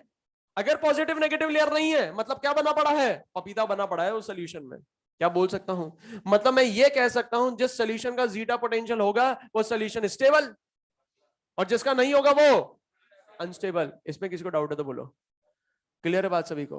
क्योंकि जीटा पोटेंशियल तभी आएगा जब ये लेयर होंगी, और अगर ये लेयर नहीं होंगी तो सॉल्यूशन में जो पार्टिकल है ये नीचे बैठा पड़ा रहेगा। क्लियर है? तो यहां पर लिखना पेज नंबर 178 में, जहां पर इलेक्ट्रिकल डबल लेयर लिखा हुआ है ना, वहां पे जीटा पोटेंशियल मिलेगा आपको, वहां पे लिख लेना ये जीटा पोटेंशियल अपन को किसके बारे में बताता है? स्टेबिलिटी ऑफ सॉल्यूशन के बारे में बताता है। Stability of solution,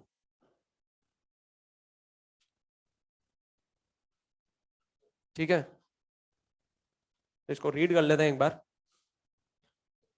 The combination of the two layers of positive and negative charge around the sole particle is called Helmholtz double layer. The first layer of ions is firmly held and is termed as fixed layer or compact layer. The second layer is mobile, which is termed as diffuse layer.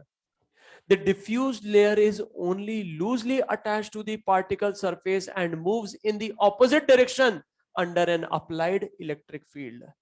Electric field apply करेंगे तो ये opposite direction में move करेगी और ये इसके opposite move करेगी, मतलब दोनों एक दूसरे के ऑपोजिट मूव करेंगे। लास्ट पॉइंट अगर मैं पढ़ूं जीटा पोटेंशियल का, मैंने बताया था the potential difference between the fixed layer and the diffuse layer of opposite charge is called electrokinetic potential और जीटा पोटेंशियल, ठीक है। नेक्स्ट प्रॉपर्टी है इलेक्ट्रोफोरेसिस। उससे पहले अभी अपन ने ब्राउनियन मोशन पढ़ा था, ब्राउनियन मूवमेंट पढ़ा था, जो कि क्या है? एक काइनेटिक प्रॉपर्टी है। मुझे तो एक क्वेश्चन का जवाब देना, क्या ब्राउनियन मोशन किसी भी सॉल्यूशन में ऑब्जर्व कर लूंगा मैं? ट्रू सॉल्यूशन में क्या ब्राउनियन मोशन दिखाई देगा?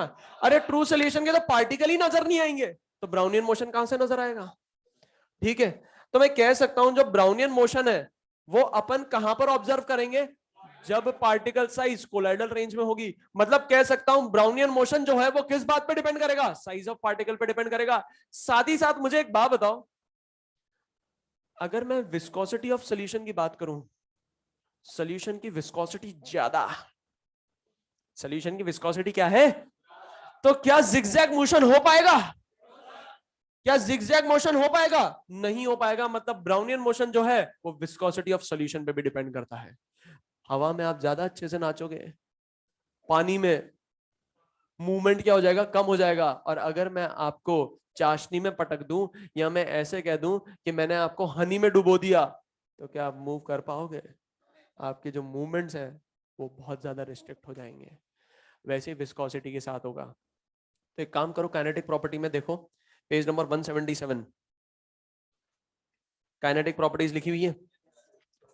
तो काइनेटिक प्रॉपर्टीज में लिखना depends on size of particle, depends on size of particle,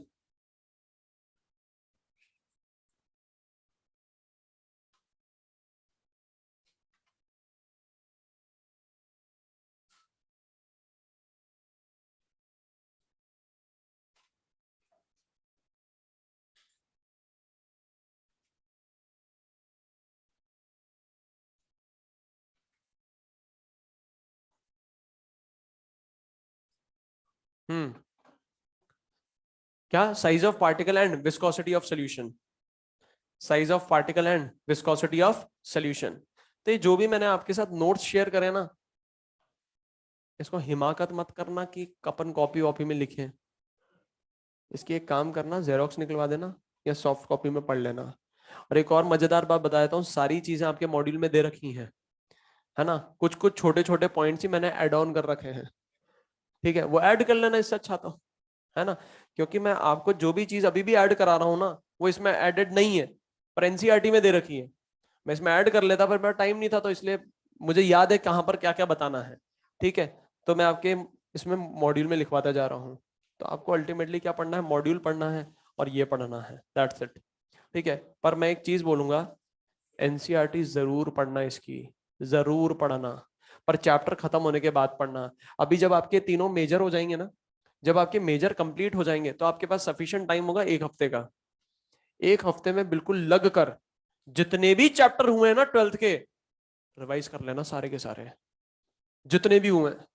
at least आप ये तो कह सकते हो ना यार, मेरे जितने भी चैप्टर हुए 12th में 8-10 जितने भी, वो बिल्कुल पक्कम पक्की हैं। बात समझ में आ रही है? और जब भी दूसरी और तीसरी बार मॉड्यूल बनाओ, घड़ी रखा करो साथ में। बिना घड़ी के बनाओगे ना मॉड्यूल, आपसे सिली मिस्टेक डेफिनेटली होगी, इसको कोई नहीं रोक पाएगा। आपको पहले ही बताया था, क्योंकि अपन बना रहे हैं आराम से। जब आप घर में बनाओगे ना, तो आपको ऐसा घड़ी रखना है एक बार, जब दूसरी बार मॉड्यूल बनाओ। पहली बार मॉड्यूल बनाते समय घड़ी कभी मत रखना, क्योंकि उस समय अपन चीजें सीख रहे होते हैं। दूसरी बार रखना या तीसरी बार रखना, जब आपको लगे कि यार कॉन्फिडेंस आ गया है, घड़ी रखना।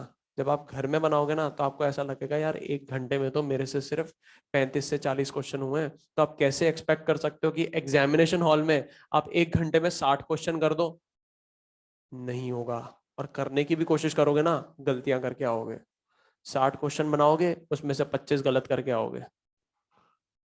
बात समझ में आ रही है? ये अपने आप चीजें नहीं होंगी। अभी आपको, आपके पास बिल्कुल अच्छा टाइम है, बहुत जबरदस्त टाइम है अभी आपके पास। इस चीज को अभी इंप्रूव कर सकते हो, साल भर पड़ा है। पर ये चीज अगर आप दिसंबर में या नवंबर में किसी से कहोगे ना, बहुत कम टाइम पड़ जाता है फिर, क्योंकि बीच में तो बोर्ड भी देना है। अभी से ही आदत डाल दो, जब दूसरी या तीसरी बार मॉड्यूल बनाओ खड़ी होनी चाहिए साथ में। क्योंकि फिर आप एक्सपेक्ट कैसे कर सकते हो कि यार एकदम से मैं तेजी से वहां पे क्वेश्चन बना लूं, जब घर पे नहीं बना पा रहा हूं? नहीं होगा, गलतियां करोगे, सिली मिस्टेक होगी, 40-50 ऐसे लपक के होगी फिर। और पेपर को एनालाइज भी करना, अगर सिलेक्शन करना है तो इन चीजों को करना ही पड़ेगा। अगर आपको भीड़ से अलग होना है तो ये सारी चीजें आपको करनी पड़ेंगी। और ये चीज आपको बताई भी गई होंगी 11th में, ठीक है? तो ये सारी चीजें आपको पता है ना? अब इधर यहाँ पर देखें, इलेक्ट्रोफोरेसिस। इलेक्ट्रोफोरेसिस की अगर मैं बात करूं, इसको समझना, ये क्या बताता है? इलेक्ट्रोफोरेसिस बहुत जबरदस्त प्रॉपर्टी है, क्योंकि ये क्या बताता है? एक्सपेरिमेंटल प्रूफ देता है। ये क्या देता है? एक्सपेरिमेंटल प्रूफ देता है कि जो कोलाइडल पार्टिकल्स हैं वो चार्ज एग्जिबिट करते हैं। कोलॉइडल पार्टिकल्स पे चार्ज होता है, ये एक्सपेरिमेंटली बताता है इलेक्ट्रोफोरेसिस।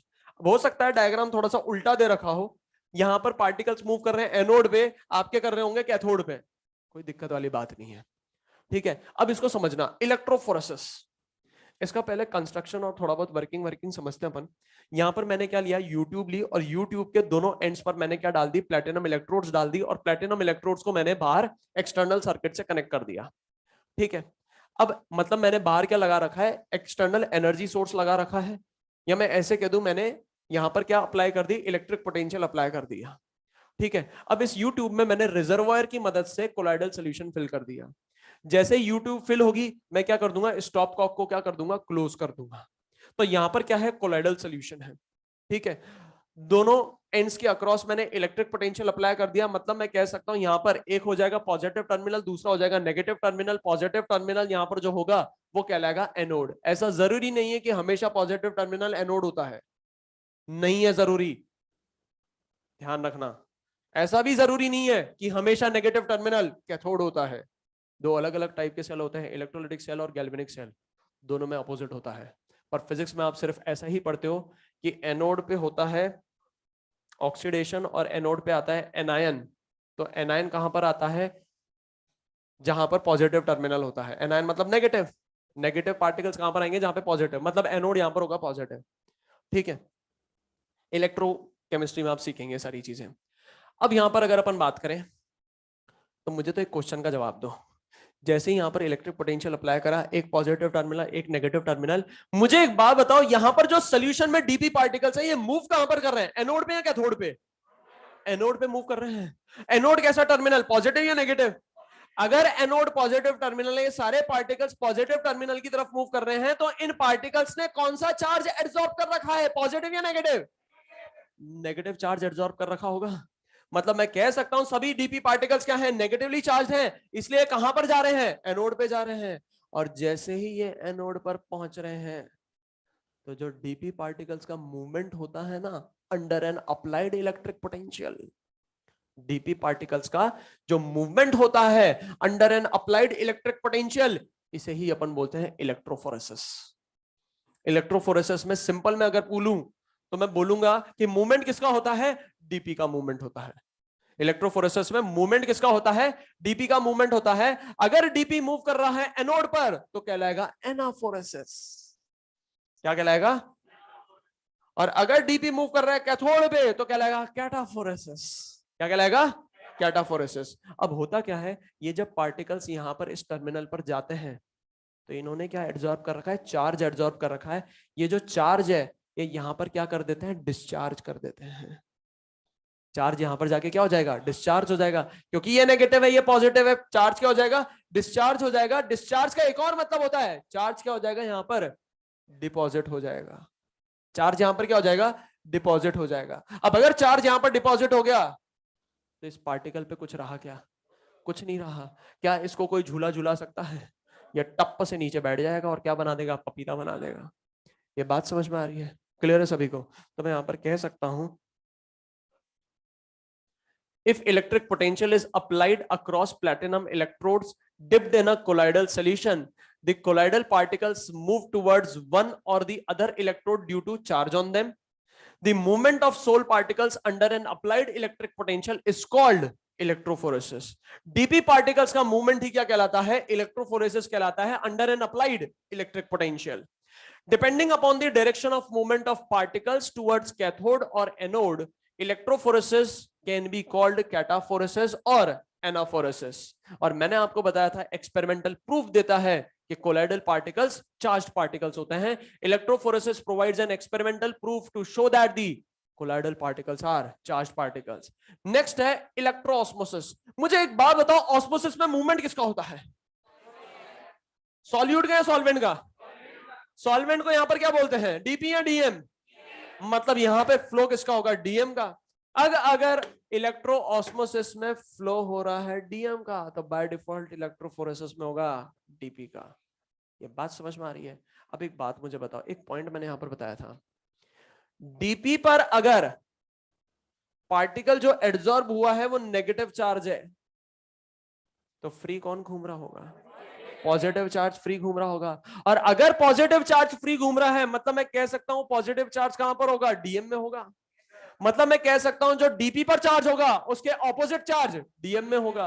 अगर मैं सॉल्यूशन में इलेक्ट्रिक पोटेंशियल अप्लाई करता हूं अक्रॉस टू इलेक्ट्रोड्स, तो जिस डायरेक्शन में डीपी मूव करेगा उसके ऑपोजिट डायरेक्शन में डीएम मूव करेगा।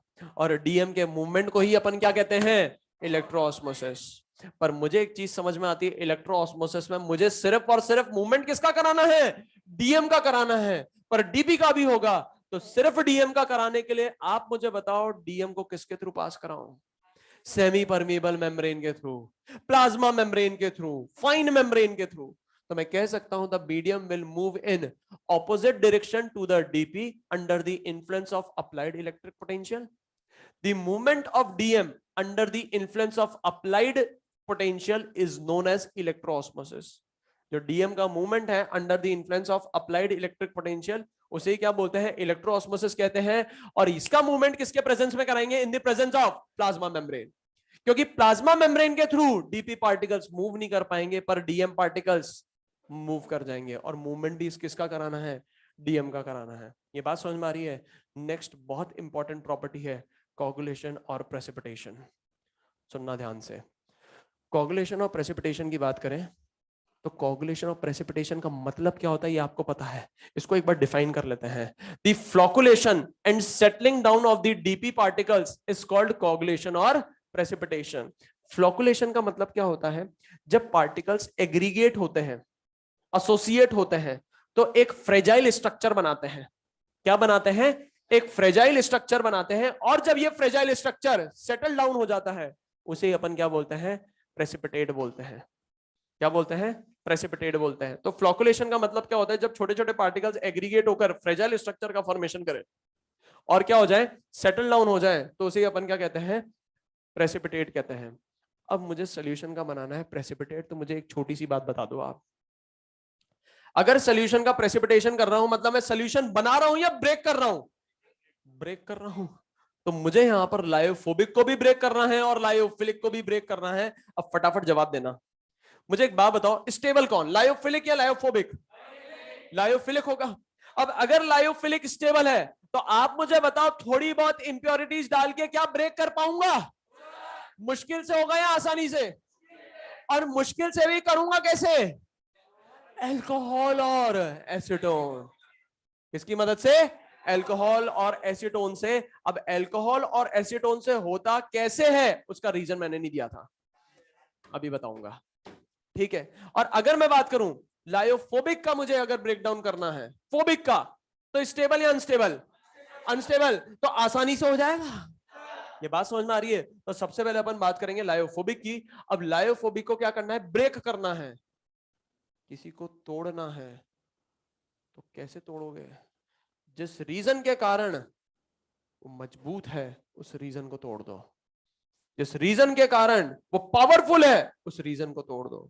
पॉलिटिशियन की बात करें, सॉरी अगर आपके घर में कोई पॉलिटिशियन हो, मैं किसी के सेंटिमेंट्स हर्ट नहीं कर रहा हूं, है ना, एग्जाम्पल दे रहा हूं मैं, है ना। आपका एग्जाम्पल नहीं दे सकता क्योंकि मैं नहीं चाहूंगा कभी भी आप टूटो, है ना। मैं भी नहीं चाहूंगा कि कभी भी मैं टूटूं। तो एक अननोन XYZ, है ना, किसके पॉलिटिशियन की बात कर, इंडियन पॉलिटिशियंस की तो बात ही नहीं कर रहा, मैं तो बहुत रिस्पेक्ट करता हूं उनकी। यूक्रेन के पॉलिटिशियन की बात कर रहा हूं मैं। अगर यूक्रेन के पॉलिटिशियंस को तोड़ना है तो जिस रीजन के कारण वो पावरफुल है वो तोड़ दो। किसके कारण पावरफुल है? कुर्सी के कारण। कुर्सी तोड़ दो, उनका जो भी है दम खम जो भी है सब टूट जाएगा। लायोफोबिक को तोड़ना है, ये जिस रीजन के कारण पावरफुल है वो रीजन हटा दो। ये स्टेबल किसके कारण है? Due to charge on them. ये चार्ज हटा दूंगा, ये टूट जाएंगे। The stability of a lyophobic soul is due to the adsorption of positive or negative ions by the DP. If somehow the charge is removed, there is nothing to keep the particles apart from each other. In such cases, they aggregate or flocculate and settle down under the action of gravity. अब अगर इनका breakdown करना है तो बहुत सारे तरीके से कर सकते हैं। पहला, बाय एडिशन ऑफ इलेक्ट्रोलाइट, बहुत इंपॉर्टेंट है ये। Next is by electrophoresis. याद करो अभी बताया था, जो डीपी पार्टिकल्स हैं वो कहां पर मूव कर रहे थे? एनोड की तरफ, है ना। मतलब एनोड की तरफ मूव कर रहे हैं, मतलब एनोड नेगेटिव टर्मिनल। पार्टिकल्स पे क्या होगा? Positive charge. Anode positive terminal, anode क्या है? Positive terminal. पार्टिकल पे कौन सा चार्ज होगा? नेगेटिव चार्ज होगा। और वो पार्टिकल जैसे ही उस टर्मिनल पर जाएंगे, जो चार्ज एड्सॉर्ब है वो क्या कर देंगे? वहां पर डिपॉजिट कर देंगे। क्या हो जाएंगे? डिस्चार्ज हो जाएंगे, डिपॉजिट कर देंगे। ये सारे पार्टिकल्स सेटल डाउन हो जाएंगे, कोगुलेशन हो जाएगा। नेक्स्ट है by mixing two oppositely charge sol by boiling by repeated dialysis. बार बार डायलिसिस कराओगे, बार बार फास्ट फ्लोइंग वाटर हिट कराओगे, तो जो चार्ज एड्सॉर्ब होगा वो क्या हो जाएगा? डिसॉर्ब हो जाएगा। अब इनको कोई भी होल्ड नहीं कर पाएगा, टप से नीचे बैठ जाएंगे। ये बात समझ में आ रही है? तो यहां पर सबसे पहले अपन पढ़ेंगे बाय एडिशन ऑफ इलेक्ट्रोलाइट। कुछ मैंने बताया था आपको, ये भी समझा चुका हूं, सुनना ध्यान से। वापस से ले रहा हूं एग्जाम्पल। डीएम था, लायोफोबिक का प्रिपरेशन करना है।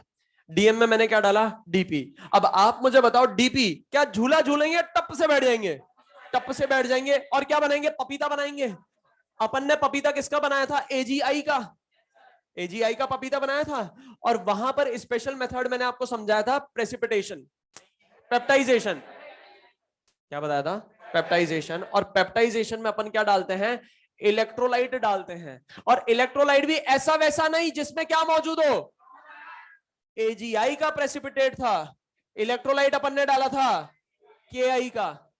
कॉमन आयन कौन हुआ? आई माइनस। आई माइनस क्या हो जाएगा? एड्सॉर्ब हो जाएगा। सभी पार्टिकल्स क्या हो जाएंगे? नेगेटिवली चार्ज हो जाएंगे। रिपल्शन होगा, सभी पार्टिकल्स ऊपर आ जाएंगे और क्या बन जाएगा? सोल्यूशन बन जाएगा। मतलब के आई में जो नेगेटिव आयंस है वो तो हो गए एड्सॉर्ब, और जो के प्लस है वो फ्रीली मूव करेंगे। मतलब पॉजिटिव पार्टिकल्स जो हैं वो फ्री हैं। अभी सॉल्यूशन बन चुका है। स्टेबल या अनस्टेबल? लायोफोबिक। लायोफोबिक कैसा होता है? स्टेबल या अनस्टेबल? अनस्टेबल होता है, क्योंकि जबरदस्ती करके मैंने बनाया है ना। अब अगर मुझे इसको ब्रेक करना है तो मैंने बताया था थोड़ा सा इलेक्ट्रोलाइट डाल देंगे। इलेक्ट्रोलाइट से क्या आएगा? पॉजिटिव आयन भी आएगा और नेगेटिव आयन भी आएगा। पर जैसे ही पॉजिटिव आयन आएगा, नेगेटिव आयन आएगा, सॉल्यूशन में पॉजिटिव आयन का कंसंट्रेशन ज्यादा हो जाएगा, क्योंकि पहले से पॉजिटिव आयन फ्री मौजूद था। तो होगा ये कि जो नेगेटिव आयन एड्सॉर्ब थे उन पर किसकी लेयर बन जाएगी? पॉजिटिव की लेयर बन जाएगी। साथ ही साथ ये पार्टिकल क्या हो गए? न्यूट्रलाइज और बल्की हो गए, तो अपने वेट के कारण सेटल डाउन हो जाएंगे। तो अगर इलेक्ट्रोलाइट का एडिशन करेंगे तो क्या होगा? कोगुलेशन होगा। कैसे होगा? वही थ्योरी दे रखी है यहाँ पर। When an electrolyte is added in solution, it furnishes both the type of ions in solution. The oppositely charged ions get adsorbed on the surface of colloidal particles. This causes neutralization.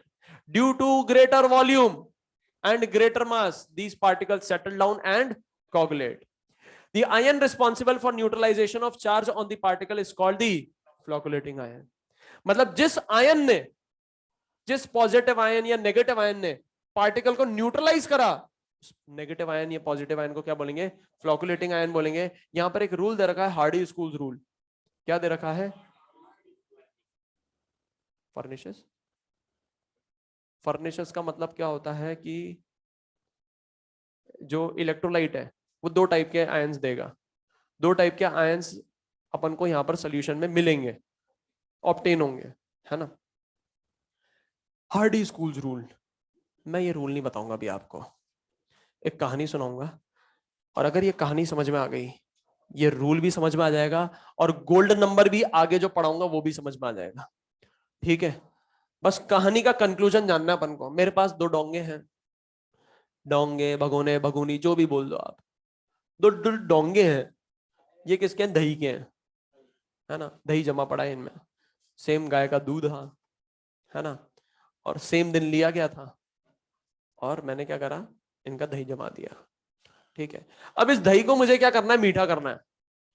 ठीक है, तो मेरे पास दो type की चीनी है, एक तो हिंदुस्तान चीनी और दूसरी है चीनी चीनी, मतलब चीन की चीनी। ठीक है, अब मैं क्या कर रहा हूं? दो डोंगे हैं, इस डोंगे को मैं क्या कर रहा हूं? मीठा कर रहा हूं। किसकी मदद से? हिंदुस्तान चीनी की मदद से। बस कितने चम्मच डाले? वो जो 5 डल गए। 5 टेबल स्पून मैंने इसमें शुगर डाल दिया, हिला लिया, है ना। अब मैंने इसको टेस्ट करा, जो टेस्ट मुझे चाहिए था, जो स्वाद मुझे चाहिए था, जो स्वीटनेस मुझे चाहिए थी, वो ऑब्टेन हो गई। सेम स्वीटनेस मुझे यहां पर भी चाहिए। किसकी मदद से? चीनी की मदद से, मतलब चीन की चीनी। 1 2 3, हो सकता है इसकी मिठास ज्यादा हो, है ना। आवाज आ रही है, दही हिल रहा है यहां पर।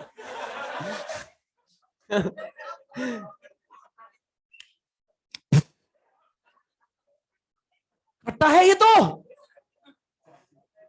ये शक्कर डाल रहा हूं, ये क्या डाल रहा हूं? ज्यादा डालनी पड़ेगी। 4 5 6 7 8 9 10।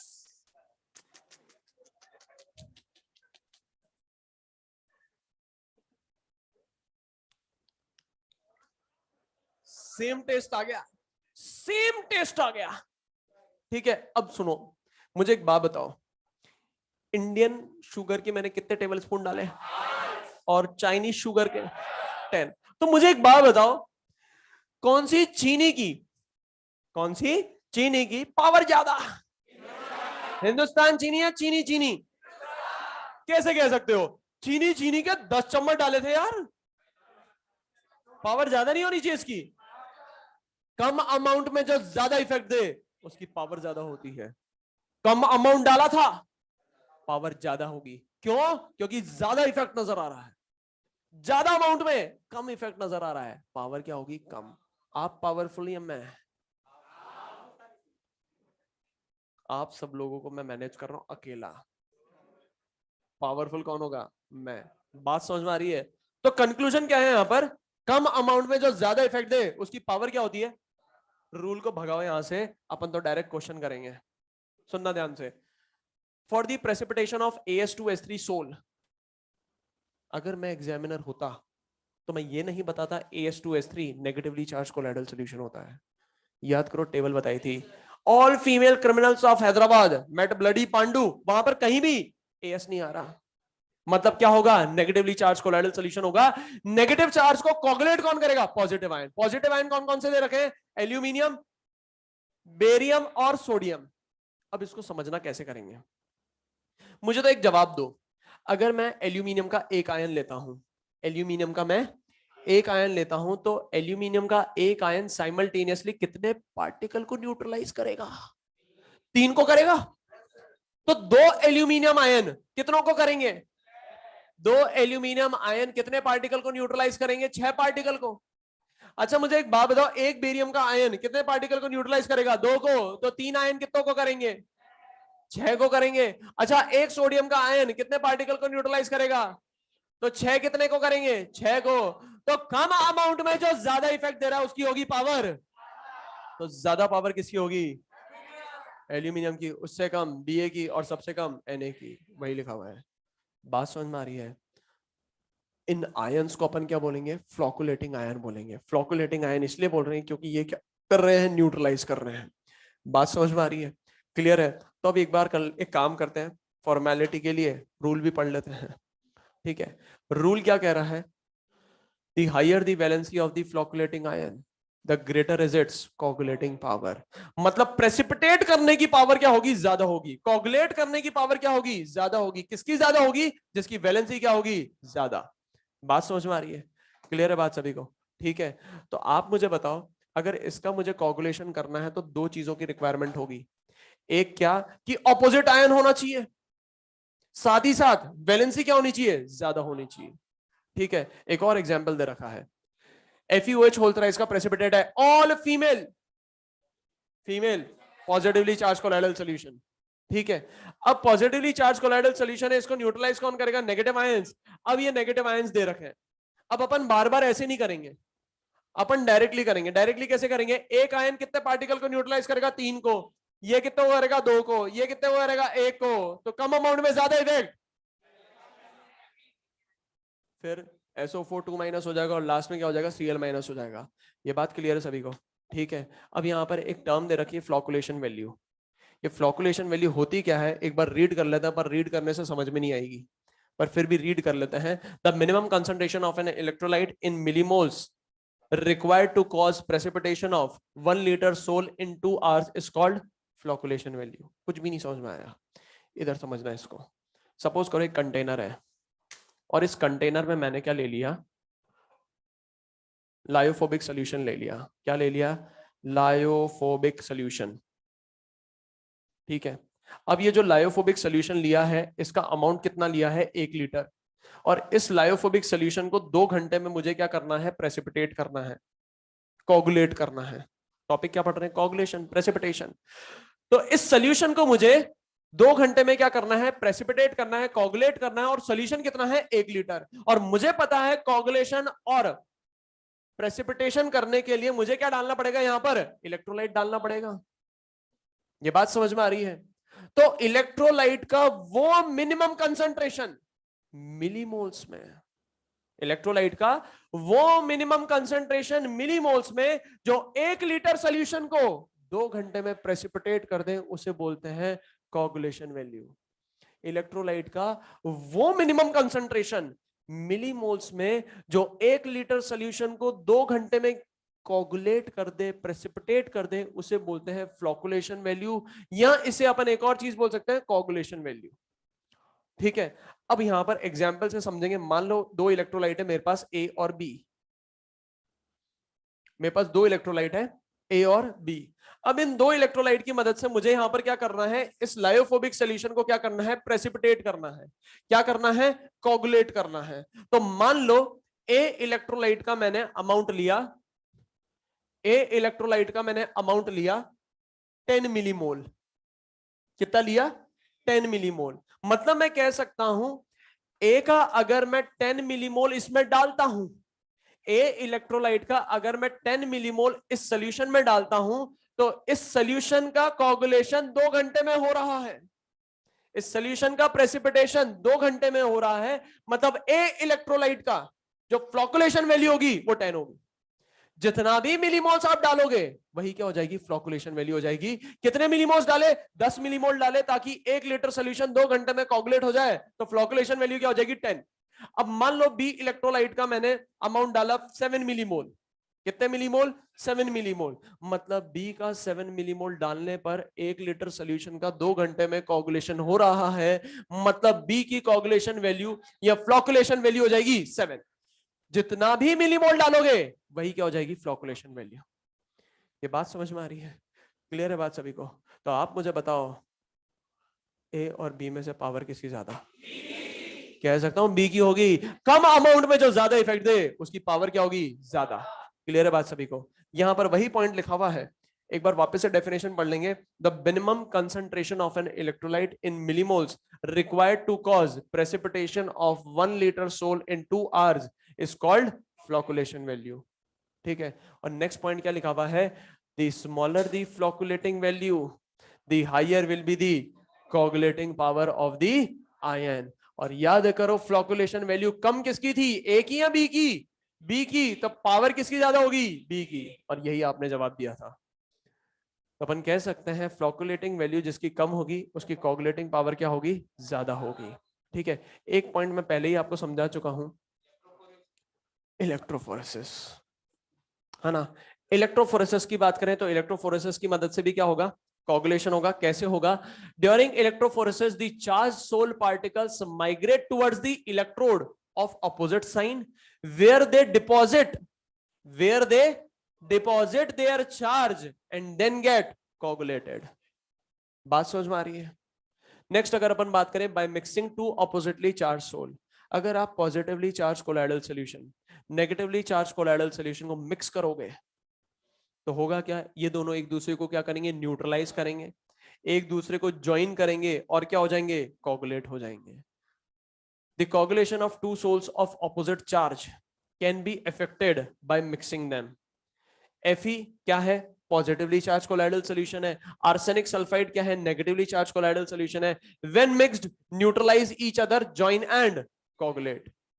नेक्स्ट है बाय बॉइलिंग। अच्छा मुझे एक बात बताओ, टेम्परेचर बढ़ाने पर जो एडजॉर्प्शन है वो बढ़ता है या घटता है? घटता है। तो टेम्परेचर बढ़ाओगे तो एडजॉर्प्शन क्या होगा, घटेगा।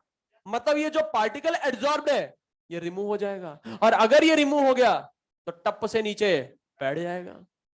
तो बॉइलिंग के कारण क्या होगा, कोगुलेशन होगा। एक और तरीके से इसको समझ सकते हो, जैसे ही टेम्परेचर बढ़ाऊंगा और बॉइल करूंगा, पार्टिकल्स के बीच में जो कोलिजन होगा वो बढ़ जाएगा, और कोलिजन के कारण जो चार्ज एब्जॉर्ब होगा वो क्या हो जाएगा, हट जाएगा। तो क्या हो जाएगा, कोगुलेशन हो जाएगा। मतलब मैं यहां पर कह सकता हूं, salts such as sulfur and silver halides dispersed in water gets coagulated when boiled due to increased collisions between soil particles and water molecules, which removes the adsorbed charged layer from the soil and therefore the soil particles settle down. और last है by repeated dialysis। मैंने आपको बताया था, when dialysis is repeated again and again then colloidal solution gets coagulated। ये बात किसकी करी अपन ने, लायोफोबिक की। अब बात करेंगे लायोफिलिक की। मुझे तो बस एक बात बता दो, लायोफिलिक स्टेबल किसके कारण है? डीपी और डीएम के बीच का अट्रैक्शन है इसलिए स्टेबल है। मतलब कह सकता हूं ये स्टेबल इसीलिए है क्योंकि यहां पर हाई हाइड्रेशन और हाई सॉल्वेशन है। साथ ही साथ मुझे एक बात बताओ, इन पे चार्ज है या नहीं है? नहीं है, इसलिए भी ये स्टेबल है, क्योंकि जरा सा इलेक्ट्रोलाइट डालोगे फर्क कुछ नहीं पड़ेगा। तो मैं कह सकता हूं stability of lyophilic sol is due to high solvation and less charge. अब अगर इसको तोड़ना है तो जिसके कारण ये स्टेबल है उसको हटा दो। When these two factors are removed, a lyophilic soul can be coagulated। और इसको कैसे रिमूव करूंगा? अच्छा याद करो, मैंने बताया था कैसे कोगुलेट करेंगे। एल्कोहल और एसीटोन डालकर बताया था मैंने, बहुत बढ़िया। हाई सॉल्वेशन को कैसे रिमूव करूंगा? By adding suitable solvent. और लेस चार्ज को कैसे रिमूव करूंगा? By adding electrolyte. ठीक है, तो हाई सॉल्वेशन को कैसे रिमूव करूंगा? By adding suitable solvent. Less charge को कैसे रिमूव करूंगा? ज्यादा चार्ज डालकर। ज्यादा चार्ज कहां से आएगा? By adding electrolyte. अब इसको समझना, एल्कोहल और एसीटोन का रीजन आएगा यहां पर। तो मुझे पता है डीपी और डीएम के बीच में क्या है, अट्रैक्शन है, जिसके कारण ये सोल्यूशन क्या है, स्टेबल। अब मैं क्या करूंगा, यहां पर एक सूटेबल सॉल्वेंट ऐड करूंगा। अब सूटेबल सॉल्वेंट ऐसा होना चाहिए जो क्या कर दे, इनके अट्रैक्शन को रिमूव कर दे। मतलब यहां पर डीपी को क्या कर दे, डिहाइड्रेट कर दे। डिहाइड्रेट का मतलब समझते हो? डिहाइड्रेट का मतलब क्या होता है कि यहां पर डीपी और डीएम के बीच के अट्रैक्शन क्या हो जाएंगे, रिमूव हो जाएंगे। डीएम जो होगा वो डीपी से दूर चला जाएगा। ये बात समझ में आ रही है? तो यहां पर ऐसा सूटेबल सॉल्वेंट डालना है जो क्या हो, डिहाइड्रेटिंग एजेंट हो, ताकि ये जितने भी अट्रैक्शन है ये सारे क्या हो जाए, रिमूव हो जाए। डिहाइड्रेटिंग एजेंट अल्कोहल होता है। जब भी लोग पीते हैं तो वो फूल जाते हैं, डिहाइड्रेशन की प्रॉब्लम हो जाती है, सेल्स होती हैं वो क्या हो जाती है, स्वेल हो जाती हैं, क्योंकि डिहाइड्रेट हो जाती है बॉडी। ठीक है, अब अगर मैं यहां पर बात करूं, जैसे ही मैंने, ध्यान से देखना, ध्यान से देखो, ध्यान से देखो, जैसे ही मैंने यहां पर सूटेबल सॉल्वेंट डाला, जो कि क्या है, एक डिहाइड्रेटिंग एजेंट है। ये जितने भी अट्रैक्शन है ये सारे रिमूव हो गए। अब आप मुझे बताओ, डीबी पार्टिकल को क्या कोई होल्ड कर पाएगा? क्या झूला झूला पाएगा? ये टप से नीचे बैठ जाएगा। और माइल्ड डिहाइड्रेटिंग एजेंट होते हैं अल्कोहल और एसीटोन। ठीक है, अब सपोज करो यहां पर थोड़ा बहुत चार्ज रहा, इंप्योरिटीज के कारण मान लो थोड़ा बहुत चार्ज रहा सॉल्यूशन में, वैसे तो नहीं होता है पर मान लो अगर है चार्ज, तो अपन क्या कर देंगे, थोड़ा सा इलेक्ट्रोलाइट डाल देंगे, ये पूरा का पूरा टूट जाएगा। ठीक है, क्योंकि स्टेबिलिटी किसके कारण थी, लेस चार्ज के कारण भी थी, तो मोर चार्ज कर देंगे, कैसे, इलेक्ट्रोलाइट को ऐड करके। तो यहां पर पढ़ेंगे when solvent such as alcohol and acetone are added to hydrophilic sol, the dehydration of DP occurs. Under this condition a small quantity of electrolyte can bring about coagulation. ये बात समझ में आ रही है? क्लियर है यहां तक? एक बात बताओ, ठीक है, लायोफिलिक सोल है, लायोफोबिक सोल है। अब आपको पता है, बार बार पूछने से कोई मतलब नहीं है, ये क्या होते हैं, स्टेबल, वो क्या होते हैं, अनस्टेबल, है ना? मुझे तो एक बात बताओ, बिल्कुल दिमाग लगा के बताना, ज्यादा सब्जेक्ट में घुस के मत सोचना। मुझे एक बात बताओ, अपन प्रोटेक्शन किसको प्रोवाइड कराते हैं, जो स्टेबल होता है या अनस्टेबल? अनस्टेबल जो होता है उसको प्रोटेक्शन देनी पड़ती है। अच्छा, प्रोटेक्शन देगा कौन, जो स्टेबल होगा या अनस्टेबल? जो स्टेबल होगा वही प्रोटेक्शन दे पाएगा। मतलब मैं कह सकता हूं यहां पर अनस्टेबल कौन है, लायोफोबिक। मतलब इसको क्या चाहिए, प्रोटेक्शन। ठीक है, स्टेबल कौन है, लायोफिलिक। प्रोटेक्शन कौन देगा, लायोफिलिक। अच्छा, इसको खतरा किससे है, इलेक्ट्रोलाइट से। इसको खतरा किससे है, इलेक्ट्रोलाइट से, क्योंकि जैसे ही इलेक्ट्रोलाइट डालूंगा ये टूट के नीचे पपीता बना देगा। ये बात समझ में आ रही है? वापस से सुनना, प्रोटेक्शन किसको देनी होती है, जो अनस्टेबल होता है, मतलब लायोफोबिक को प्रोटेक्शन चाहिए। प्रोटेक्ट कौन करेगा, जो स्टेबल होगा, मतलब लायोफिलिक इसको प्रोटेक्ट करेगा। इसको खतरा किससे है, इलेक्ट्रोलाइट से खतरा है, तो ये जो है ये इसको किससे प्रोटेक्ट करेगा, इलेक्ट्रोलाइट से प्रोटेक्ट करेगा। तो नेक्स्ट टॉपिक अपन को पढ़ना है प्रोटेक्शन और प्रोटेक्टिव एक्शन। ठीक है, अब इसको सुनना। अब अगर मैं यहां पर बात करूं, तो यहां पर मुझे दिखाई दे रहा है क्या है, लायोफोबिक सोल्यूशन है।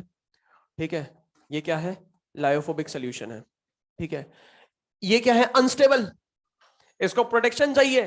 प्रोटेक्ट कौन करेगा, लायोफिलिक। इसको खतरा किससे है, इलेक्ट्रोलाइट से। क्यों खतरा है इलेक्ट्रोलाइट से, क्योंकि इसने कोई ना कोई चार्ज एब्जॉर्ब कर रखा होगा। जैसे ही इलेक्ट्रोलाइट ऐड करूंगा तो ये क्या हो जाएगा, न्यूट्रलाइज हो जाएगा, बल्कि हो जाएगा और सेटल डाउन हो जाएगा। तो जैसे ही मैंने इस लायोफोबिक सोल्यूशन में लायोफिलिक ऐड करा, तो यहां पर क्या बन गई, थिन लेयर का फॉर्मेशन हो गया। किसका फॉर्मेशन हुआ, थिन लेयर का फॉर्मेशन होगा। ध्यान से सुनना, हर एक चीज इंपॉर्टेंट है। किसका फॉर्मेशन हो गया, थिन लेयर का फॉर्मेशन हो गया। ठीक है, तो प्रोटेक्शन कौन प्रोवाइड करा रहा है, लायोफिलिक। किसको करा रहा है, लायोफोबिक को। किससे करा रहा है, इलेक्ट्रोलाइट से। तो जैसे मैंने लायोफिलिक डाला है, एक थिन लेयर का फॉर्मेशन हो गया यहां पर। अब मुझे एक बात बताओ, अगर मैं यहां पर इलेक्ट्रोलाइट डालता हूं तो इसको कुछ फर्क पड़ेगा? क्यों, लायोफिलिक में तो चार्ज ही नहीं होता है, वो तो न्यूट्रल होती है। अब इलेक्ट्रोलाइट डालोगे जो जो कि चार्ज होता है, वो इसको कुछ भी नहीं कर पाएगा। मतलब इलेक्ट्रोलाइट से प्रोटेक्शन मिली या नहीं मिली, मिल गई। ये बात समझ में आ रही है? पर एक डाउट आएगा, सर एक बात बताओ, जब सभी पार्टिकल्स न्यूट्रल हो गए तो टप से नीचे बैठ जाने चाहिए, क्योंकि पहले तो पार्टिकल पे चार्ज था जिसके कारण रिपल्शन हो रहा था, तो यहां पर प्रेसिपिटेशन नहीं बन पा रहा था। पर जैसे ही लायोफिलिक की एक थिन लेयर बनी, तो सभी पार्टिकल्स क्या हो गए, न्यूट्रल हो गए। तो इनको तो नीचे बैठ जाना चाहिए, क्या बैठेंगे, नहीं बैठेंगे, क्योंकि लायोफिलिक जैसे ही यहां पर आ गया तो डीपी और डीएम के बीच में अपने आप अट्रैक्शन शुरू हो गया। ये बात समझ में आ रही है? तो ये पार्टिकल अब चाह कर भी नहीं बैठ पाएगा, ये झूला झूलता रहेगा। क्लियर है बात सभी को? अब एक और डाउट आएगा, सर एक बात बताओ, क्या ये बल्कि हुआ, नहीं हुआ, क्योंकि थिन लेयर बनी है। थिन लेयर बनी है, क्या बनी है, थिन लेयर बनी है, थिक लेयर नहीं बनी है। थिन लेयर के कारण साइज और मास में ज्यादा कुछ फर्क ही नहीं पड़ा। ये बात समझ में आ रही है? तो आप मुझे बताओ, क्या लायोफोबिक को प्रोटेक्शन मिली, किससे मिली, इलेक्ट्रोलाइट से। किसने प्रोवाइड करी, बात समझ में आ रही है? कैसे बनेगी, अब नहीं बनेगी। हम्म, ये इनकी टेंडेंसी होती है, टेंडेंसी होती है थिन लेयर बनाने की। मैं कह रहा हूं ना, लायोफोबिक में जब लायोफिलिक डालोगे ना तो इनके प्रोटेक्शन करने की टेंडेंसी होती है, और सभी लायोफिलिक की नहीं होती, कुछ कुछ की होती है, 3-4 की ही होती है ऐसे अगर मैं बोलूं तो। जैसे पोटैटो स्टार्च हो गया, गम अरेबिया हो गया, एग एल्बुमिन हो गया, इनकी प्रोटेक्शन करने की टेंडेंसी होती है, इसलिए प्रोटेक्ट कर पाते हैं, सब भी नहीं कर पाते हैं। हाँ, the property of lyophilic sols to prevent the precipitation or coagulation of a lyophobic sol is called protection. The lyophilic sol used for this purpose, जो lyophilic sol को अपन जो यूज करते हैं इस पर्पस के लिए, उसे बोलते हैं protective colloid. Lyophilic sols form a thin layer around lyophobic sol or around the ions furnished by electrolyte, and therefore the coagulation cannot take place as the size does not increase much. Gelatin, albumin, gum arabia, potato starch are some of the examples of protective colloids. और याद करो जब मैंने पहले दिन chapter शुरू करा था तो वहां पर मैंने some common examples of good adsorbents बताए थे, gum arabia, egg albumin, potato starch, और मैंने कहा था आगे यूज होंगे, इसलिए अभी समझ लो, नाम भी एक बार आपके दिमाग में पड़ जाएंगे, तो ताकि क्या होगा, रिकॉल होता रहेगा। The lyophilic colloid differ in their protective power. The protective power is measured in terms of gold number. अब ये जितने भी लायोफिलिक सोल हैं, ये जितने भी लायोफिलिक सोल हैं, इनकी टेंडेंसी क्या होती है, प्रोटेक्शन करने की होती है। यहाँ पर जितने भी मैंने लिख रखे हैं, सबकी भी नहीं होती है, पर यहाँ पर जितने भी इन जनरल अपन बात करते हैं तो अपन बोलते हैं इनकी एक प्रॉपर्टी होती है प्रोटेक्शन करने की, और इनकी जो प्रोटेक्टिव पावर होती है ये क्या होती है, सबकी अलग अलग होती है, जिसको अपन मेजर करते हैं गोल्ड नंबर की मदद से। अब गोल्ड नंबर की बात करें तो गोल्ड नंबर पढ़ लेते हैं, फिर छुट्टी। गोल्ड नंबर किसने दिया था, जिगमॉन्डी ने दिया था, ठीक है। अब गोल्ड नंबर को डिफाइन करूंगा तो बिल्कुल भी समझ नहीं आएगा, इसको लेयर बाय लेयर समझाऊंगा, पर एक बार फिर भी फॉर्मेलिटी के लिए डेफिनेशन पढ़ लेते हैं। The number of milligrams of a hydrophilic colloid that will just prevent the precipitation of 10 ml of standard gold sol on addition of 1 ml of 10% NaCl solution is known as gold number of that protector. कुछ समझ में आएगा? बोलो ना, अब सुनना। Protect किसको करना है, लायोफोबिक को। लायोफोबिक कौन है, ये गोल्ड सोल। गोल्ड सोल कितना लिया, 10 ml, है ना। प्रोटेक्ट कौन करेगा, लायोफिलिक करेगा, ठीक है। इसको अपन मेजर करेंगे मिलीग्राम में। अच्छा, इसको प्रोटेक्शन किससे चाहिए, इलेक्ट्रोलाइट से। खतरा किससे, इसको इलेक्ट्रोलाइट से। इलेक्ट्रोलाइट कौन सा लिया, NaCl। वॉल्यूम कितना है, 1 ml। कंसंट्रेशन कितना है, 10% NaCl, ठीक है। अब मुझे फटाफट जवाब देते रहना। आप मुझे बताओ, अगर इस 10 ml गोल्ड सोल में मैं इलेक्ट्रोलाइट डालता हूं तो क्या होगा, पपीता बन जाएगा, कोगुलेशन हो जाएगा, ठीक है। मतलब इसको प्रोटेक्ट कर रहा है किससे, इलेक्ट्रोलाइट से। प्रोटेक्ट कौन करेगा, लायोफिलिक करेगा। मतलब लायोफिलिक के एडिशन के कारण, लायोफिलिक के एडिशन के कारण होगा क्या, जब अपन इलेक्ट्रोलाइट ऐड करेंगे तो क्या इसका कोगुलेशन हो पाएगा, नहीं हो पाएगा। क्या ये प्रोटेक्ट हो जाएगा, हो जाएगा, ठीक है। तो इसकी डेफिनेशन की अगर अपन बात करें तो डेफिनेशन क्या कहती है, लायोफिलिक का अमाउंट मिलीग्राम में, किसमें मेजर करेंगे, मिलीग्राम में। तो 10 ml गोल्ड सोल में, 10 ml गोल्ड सोल में कितना मिलीग्राम लायोफिलिक ऐड करूं, 10 ml गोल्ड सोल में कितना मिलीग्राम लायोफिलिक ऐड करूं ताकि इलेक्ट्रोलाइट के एडिशन के कारण इसका प्रेसिपिटेशन जस्ट प्रिवेंट हो, उसे बोलेंगे अपन गोल्ड नंबर। सुनना वापस से, 10 ml गोल्ड सोल में कितना मिलीग्राम मैं लायोफिलिक सॉल्यूशन ऐड करूं ताकि इलेक्ट्रोलाइट के एडिशन के कारण इसका प्रेसिपिटेशन जस्ट प्रिवेंट हो, उसे बोलेंगे अपन गोल्ड नंबर। अगर मैंने 5 मिलीग्राम डाला तो गोल्ड नंबर हो जाएगा 5। अगर मैंने 7 मिलीग्राम डाला तो गोल्ड नंबर हो जाएगा 7। ये बात समझ में आ रही है, ठीक है। अब इसको थोड़ा और एक्सटेंड करता हूं। 10 ml गोल्ड सोल में मैं कितना मिलीग्राम लायोफिलिक सोल डालूं ताकि 1 ml ऑफ 10% NaCl ऐड करने पर इसका प्रेसिपिटेशन जस्ट प्रिवेंट हो, उसे बोलेंगे गोल्ड नंबर। वापस से सुनना, 10 ml गोल्ड सोल में कितना मिलीग्राम मैं लायोफिलिक सोल डालूं ताकि 1 ml ऑफ 10% NaCl ऐड करने पर इसका प्रेसिपिटेशन जस्ट प्रिवेंट हो, उसे बोलेंगे गोल्ड नंबर। अब गोल्ड नंबर क्या हो जाएगा, जितना मिलीग्राम डालोगे वो गोल्ड नंबर। अब डेफिनेशन पढ़ो, समझ में आएगी। the number of milligrams of a hydrophilic colloid that will just prevent the precipitation of 10 ml of standard gold sol on addition of 1 ml of 10% NaCl solution is known as gold number of that protector. समझ में आ गया होगा? ये बात समझ में आ रही है? अब अगर मैं यहां पर बात करूं तो मुझे एक बात बताओ, सपोज करो ए और बी दो लायोफिलिक सोल है, मैंने ए का इसमें डाला 5 मिलीग्राम, मतलब 5 मिलीग्राम ए डालने पर 10 ml गोल्ड सोल का प्रेसिपिटेशन जस्ट प्रिवेंट हो रहा है on adding 1 ml of 10% NaCl solution. मतलब ए का गोल्ड नंबर क्या हो जाएगा? 5 मिलीग्राम नहीं होगा, 5। अब अगर मैं बी की बात करूं, बी लायोफिलिक सोल की बात करूं, तो मैंने इसका डाला 10 मिलीग्राम, मतलब 10 मिलीग्राम डालने पर 10 ml गोल्ड सोल का प्रेसिपिटेशन जस्ट प्रिवेंट हो रहा है on adding 1 ml of 10% NaCl solution. मतलब मैं कह सकता हूं बी का गोल्ड नंबर क्या हो जाएगा? 10। जितना मिलीग्राम डाला वो गोल्ड नंबर। तो आप मुझे बताओ इन दोनों में से पावर किसकी ज्यादा, ए की या बी की? ए की ज्यादा होगी। तो मैं कह सकता हूं the smaller the gold number of a protective colloid, greater is its protection power. बात समझ में आ रही है?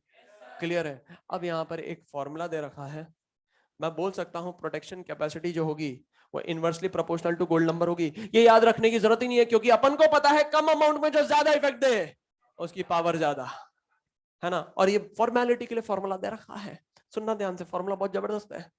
Gold number is equal to 10 multiplied by mass of lyophilic sol in milligram, मतलब जितना लायोफिलिक डाला मिलीग्राम में, divided by volume of lyophobic sol in ml। अच्छा मुझे बताओ लायोफोबिक लिया कौन सा था?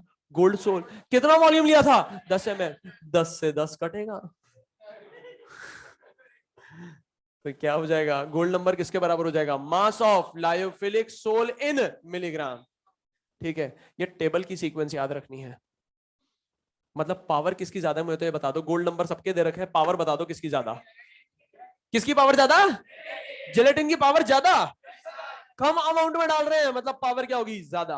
और याद करो जब बड़े हुए थे तो जेलीज खा खा के बड़े हुए थे, वो जेलीज ही पावर देती थी ऐसा लगता था, क्योंकि दांत हुआ नहीं करते थे, दांत थोड़ा होते थे, चबानी भी नहीं पड़ती थी, यूं करके गटक नहीं पड़ती थी जिलेटिन। फिर जैसे ही थोड़े बड़े हुए आधे अधूरे दांत आए, तो जो खाते हैं वो खाते होंगे एग, है ना, तो फिर ये खाना शुरू करा।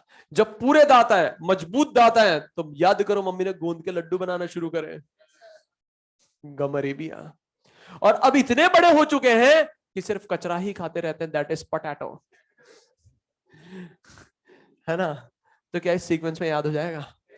बच्चे थे तो जेलीज खाते थे, थोड़े आधे अधूरे दांत आए, है ना, और उसके बाद गोंद के लड्डू, और अब कचरा खाते हैं। अरे बोलो खाते हो नहीं खाते हो? कचरा ही खाते हो ना। तो इस ऑर्डर में याद हो जाएगा ये। ठीक है, the precipitation of the gold sol. अब गोल्ड सोल का जब प्रेसिपिटेशन होगा तो कैसे पता चलेगा? The precipitation of the gold sol is indicated by a colour change from red to blue when the particle size just increases. जैसे ही प्रेसिपिटेशन होगा पार्टिकल साइज बड़ा हो जाएगा, सोल्यूशन का कलर चेंज हो जाएगा। तो जैसे ही कलर चेंज होगा तो पता चल जाएगा कि प्रोटेक्शन नहीं हुई है, यहाँ पे क्या हो गया? कोगुलेशन हो गया। Gelatin and starch have the maximum and minimum protective powers respectively.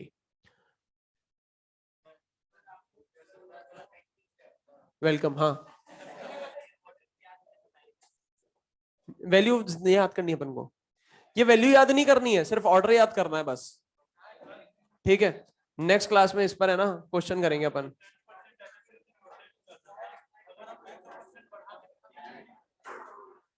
क्या 1-2% बढ़ा दोगे? Thank you.